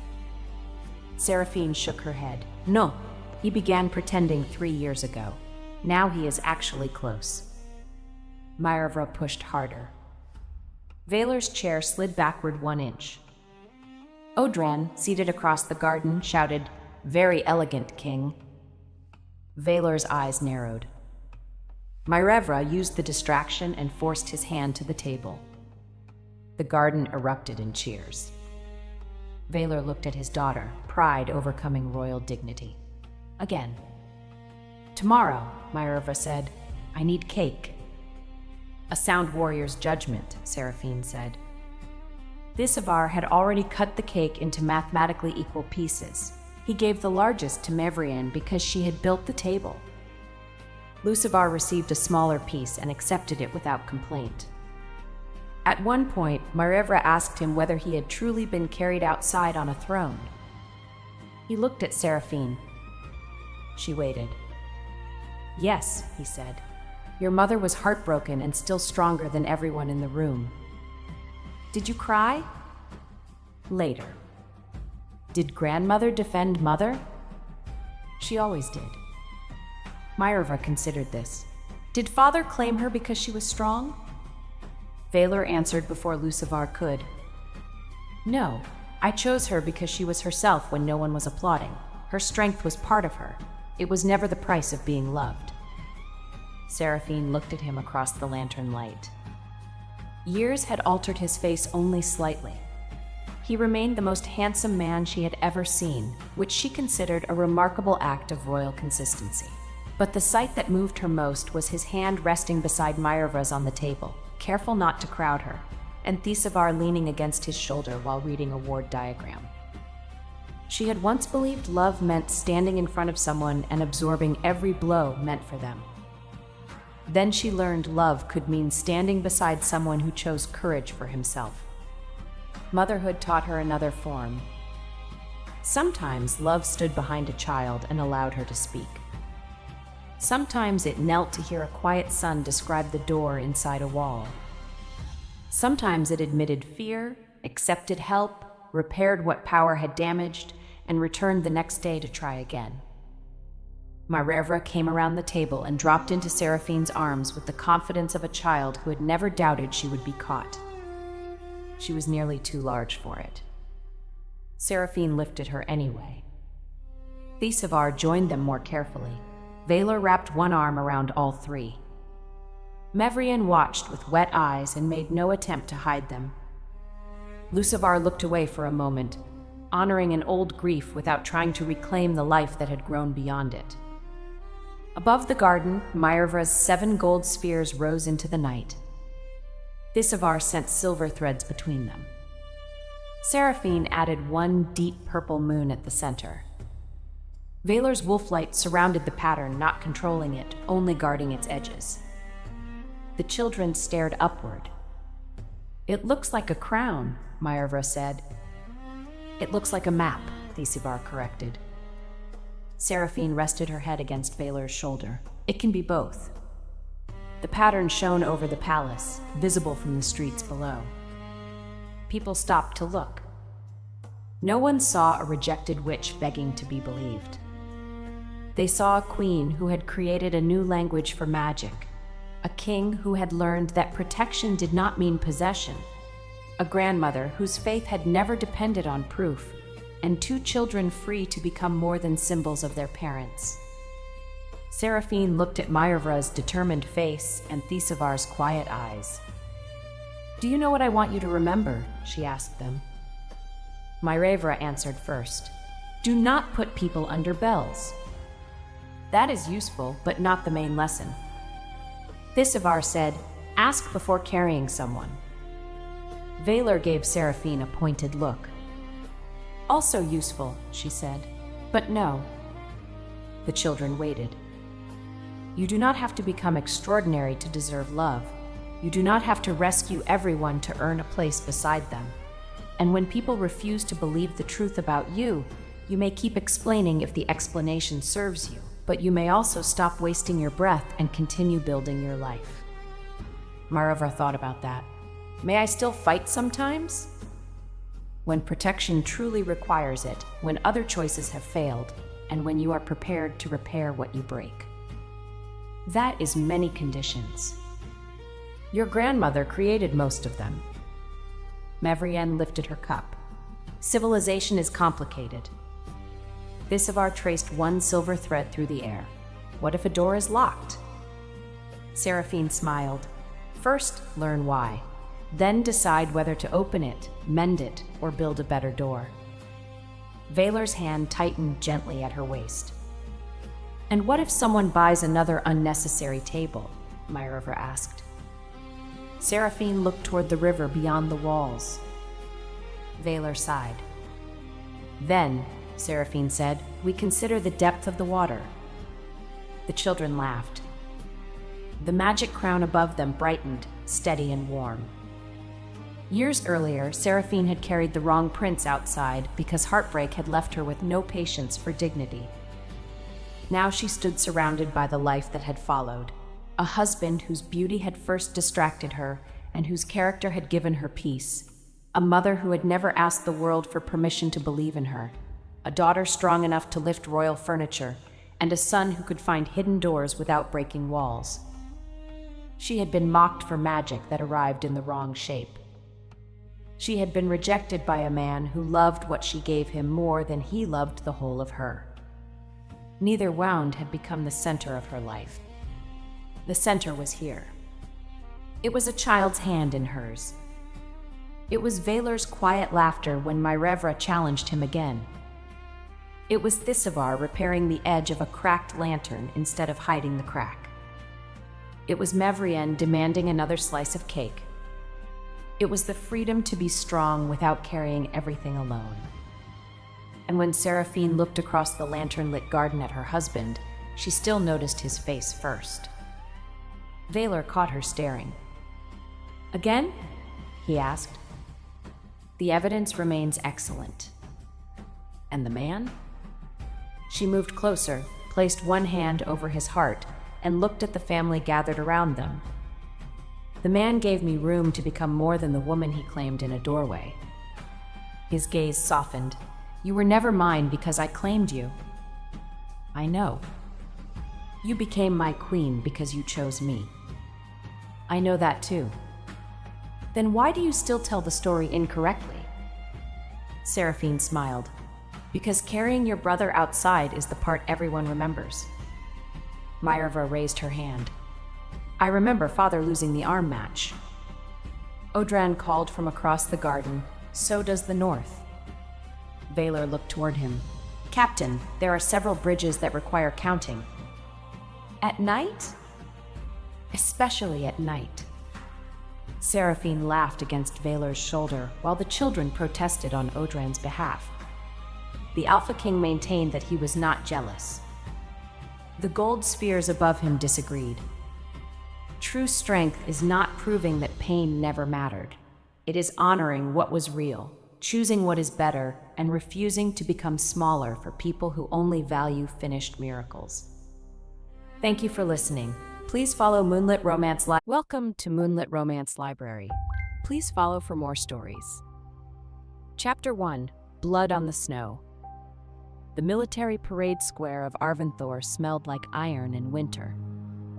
Alara Voss stood at the edge of the square, one gauntleted hand wrapped around the reins of her black warhorse, the other pressed flat against her own thigh to stop the trembling.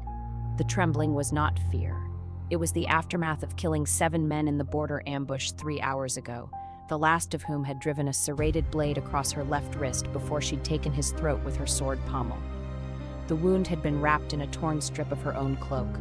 The blood had frozen into the fabric. She could feel it cracking every time she moved her fingers.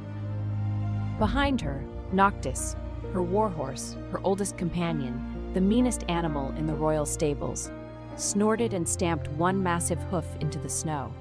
He did this whenever he was bored, annoyed, or plotting to bite someone. At present, she suspected all 3. "Easy," she murmured. Noctis flattened his ears and tossed his head sideways, yanking the reins hard enough to jolt her injured wrist. She hissed through her teeth. He had the temperament of a drunken tavern brawler and the intelligence of a war strategist, and he had never once in his life been easy about anything. She'd found him 6 years ago in a burned-out border stable, a half-starved yearling with hooves too big for his legs and fury in every line of his body. The stable master had warned her not to go near him. "He bites," the man had said. "He kicks. He'll kill you if you try to saddle him." Alara had walked in anyway, because she'd recognized something in those wild black eyes. She had been 15. She'd had no wolf form, no noble bloodline, no mother, and a father who drank himself to sleep every night in a guardsman's barracks. She understood what it meant to be angry and have no one to explain it to.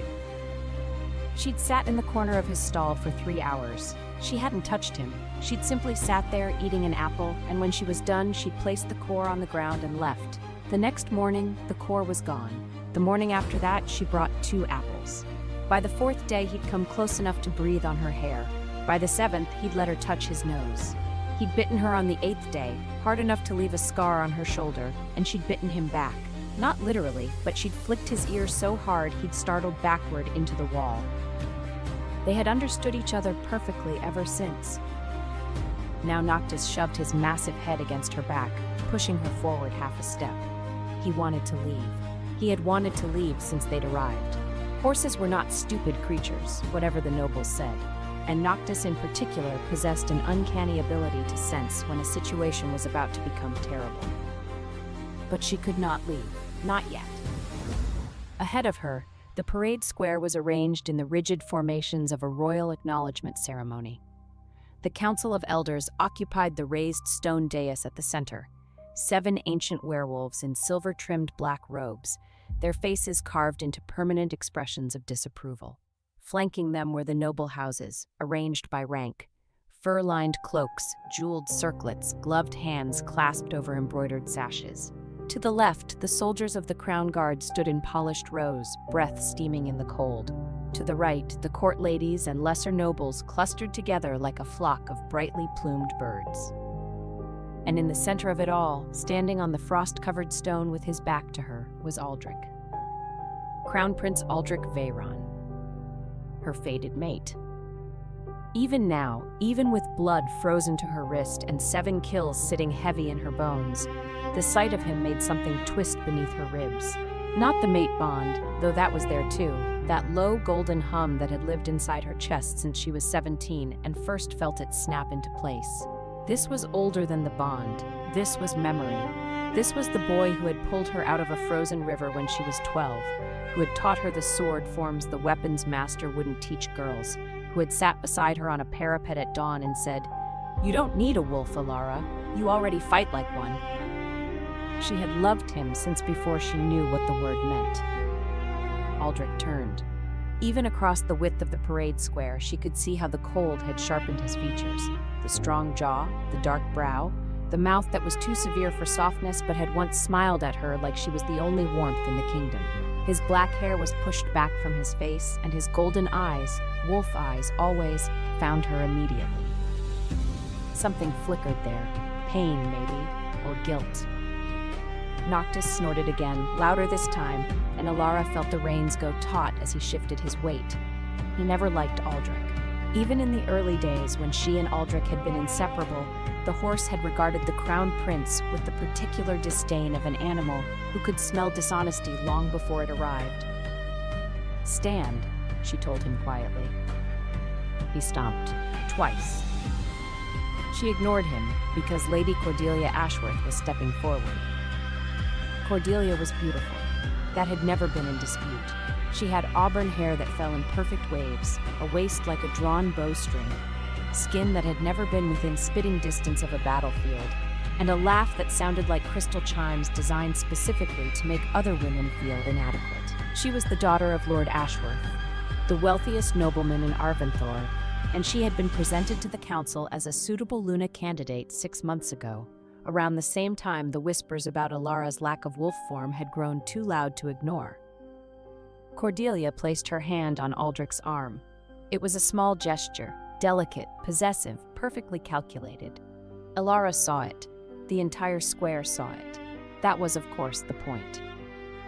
Aldrich did not remove the hand. And then he spoke. "Lady Cordelia has stood faithfully beside the crown during the recent border conflicts," he said, his voice carrying across the parade ground with the practiced ease of a man raised to address armies. "Her devotion to the council's guidance and the traditions of our bloodline is beyond reproach." Beside Alara, Noctis made a sound that could only be described as derisive. She agreed with him, but she kept her face still. She had spent 10 years in this court. She knew how to hold her expression. She knew how to stand with blood soaking through her glove and not let a single person see her flinch. Elder Hargrave, the eldest and most venomous member of the council, leaned forward on the dais. "And what of the knight, Your Highness?" Aldrich's jaw tightened. She saw it, the microflexion, the way his eyes darted toward her and then deliberately pulled away. "The knight?" "Sir Alara Voss." Hargrave's voice was thin and precise, like a needle threading through silk. "Your personal guard. The soldiers report she single-handedly broke the ambush at the Thornwinter Pass this morning. 7 enemy wolves, was it? While the rest of your escort was pinned down?" Silence in the square. The soldiers shifted. Some of them had been there. Some of them had watched her walk into that ambush with nothing but a sword and a warhorse while they cowered behind overturned carts. "She performed her duty," Aldrich said. "Her duty." Alara's fingers tightened on the reins. "Indeed." Hargrave smiled, and it was the smile of a man who had already arranged the outcome of this conversation. And what is her duty, precisely? I ask because there has been some confusion among the court about the nature of her position. Cordelia lifted her chin. The torchlight caught the sapphires at her throat. Surely there is no confusion, Elder. Servas is a guard, a sword, a useful tool. She let the word tool hang in the air like a jewel she was admiring. But one does not elevate a hunting dog to the throne simply because it bites well. Laughter. Small, controlled, noble laughter. The kind that was designed to humiliate without providing anything concrete enough to challenge. Alara felt the bond pulse, Aldrich's emotions bleeding through. Shame, guilt, and underneath that, a desperate, furious fear she didn't understand. She waited for him to speak, to correct Cordelia, to say something. His golden eyes met hers across the square, and in them she saw the thing she'd been afraid to name for months. Apology. Servas is my guard, Aldrich said. His voice was clear and carried to every corner. She is not my Luna. A woman without a wolf is unworthy of standing beside the throne. The world went very quiet. Or perhaps it went very loud and Alara simply stopped hearing it. The words hit her somewhere beneath the mate bond, beneath the muscle and bone, in the place where she had kept every promise he'd ever made her, every dawn patrol together, every battlefield prayer, every whispered "I will always choose you." A woman without a wolf. Unworthy. The nobles were watching her, the soldiers were watching her. Cordelia was watching her with barely concealed satisfaction, her hand still resting on Aldrich's arm like a flag planted on conquered territory. The council watched with the hungry patience of men who had been waiting for this moment. They wanted her to cry. She knew this with the clarity of a sword edge. They wanted her to kneel, to beg, to ask Aldrich to explain, to provide some spectacle of feminine desperation they could reference for years afterward when they needed an example of why wolfless women should not presume. Noctis pressed his nose against her shoulder. His breath was warm and his nostrils flared, and his ears were flat against his skull in the expression she recognized as his battle face. He wanted to charge. He had always wanted to solve problems by charging at them. In this, at least, they were not alike. Alara reached up and unclasped the silver badge from her armor. It was a simple thing, a wolf rampant over a crown, the mark of the royal personal guard. She had worn it since she was 18. It had been pinned over her heart when she'd killed her first enemy wolf. It had been stained with mud, blood, rain, and once, memorably, horse spit when Noctis had sneezed directly onto her chest during an inspection. She held it up so the torchlight caught it. Then she threw it into the snow at Aldrich's feet. The sound it made was very small. The silence that followed was enormous. "Servas," Aldrich began. "That's the last order I'll follow," she said. Her voice was steady. She would make it steady if it killed her. "And I wasn't a dog, Your Highness. I was the only one willing to stand between you and every blade aimed at your throat. The dog was whoever taught you to call it nothing." She turned. She mounted Noctis in a single fluid motion that sent a lance of pain through her injured wrist, but she'd mounted this horse in worse condition, with a broken rib once, with an arrow shaft still lodged in her thigh once, during a thunderstorm that had driven every other horse in the stable to panic. This was nothing. This was just her heart. Noctis needed no command.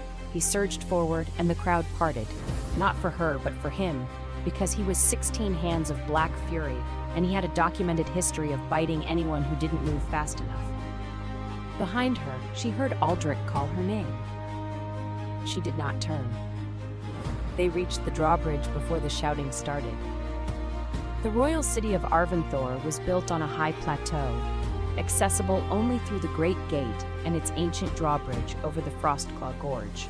The bridge was wide enough for 4 horses abreast, paved in dark stone, and flanked by carved wolf statues that had watched 1,000 years of comings and goings with the same blank expression. Noctis's hooves rang against the stone. Below, the gorge dropped into mist and darkness. Above, the sky was the color of a bruise, violet and black and swollen with snow that had not yet fallen. Alara stopped at the center of the bridge. The mate bond hummed inside her chest. She could feel Aldrich through it, his panic, his guilt, his fury at himself, his desperate certainty that she would come back. She always came back. She had always come back. After every slight, every public humiliation, every whispered insult from courtiers who called her the wolfless shadow, the broken blade, the guard who warmed the prince's bed because she couldn't warm his throne, she had swallowed it and she had come back. Not tonight. She closed her eyes. She reached inside herself, past the pain in her wrist, past the exhaustion in her bones, past 10 years of loving a man who could announce her worthlessness to the entire kingdom and still expect her to return. She found the bond.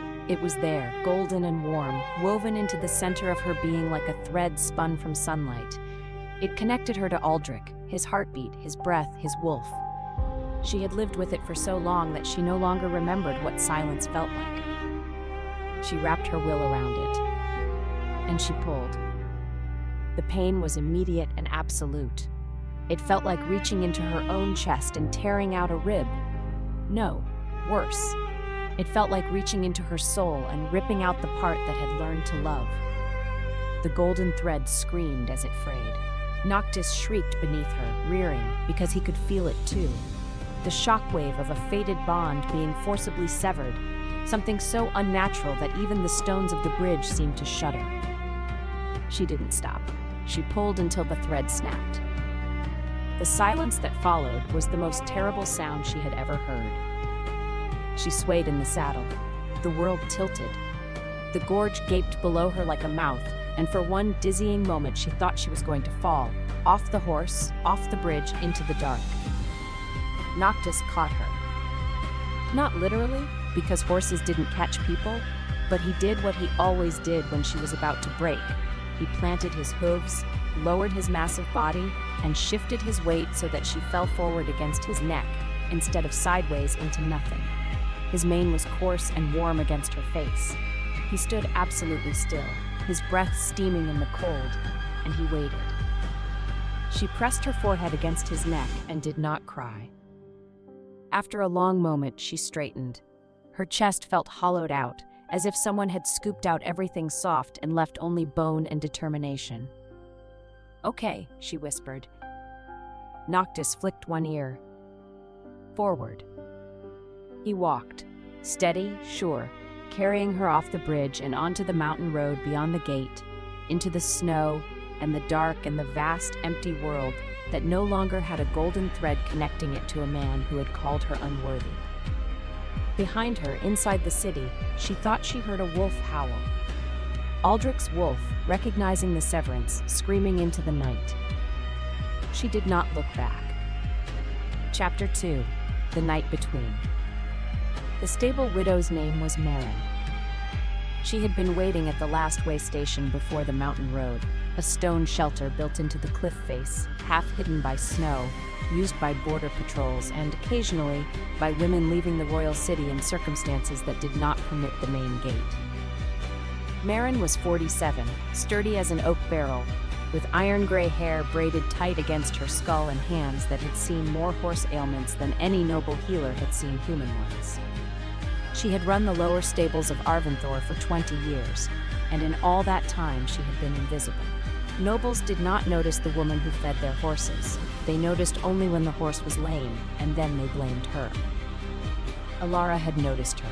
At 14, new to the guard barracks and friendless, Alara had spent more time in the lower stables than in the training yard because the horses didn't care that she had no wolf. Maren had found her there one night, a skinny blonde girl asleep in a hay pile with a wild yearling standing guard over her, and had simply draped a blanket over her and said nothing. In the years since, their friendship had been conducted almost entirely through the horse. Maren treated Noctis's hooves, trimmed his mane, checked his teeth, adjusted his saddle, mixed his feed, and reported his moods to Alara with the clinical precision of a field medic. She was the only person besides Alara that Noctis tolerated, and even that tolerance had limits. He'd bitten through 2 of her leather aprons, and once deliberately stood on her foot during a shoeing. Now Maren stood at the way station door with a lantern in one hand and a feed bag in the other, and she looked at Alara with the expression of a woman who had already heard the news and had been packed for 3 hours. "I changed his shoes this afternoon," Marin said, handing Alara the feed bag. "New iron. Good grip for mountain snow.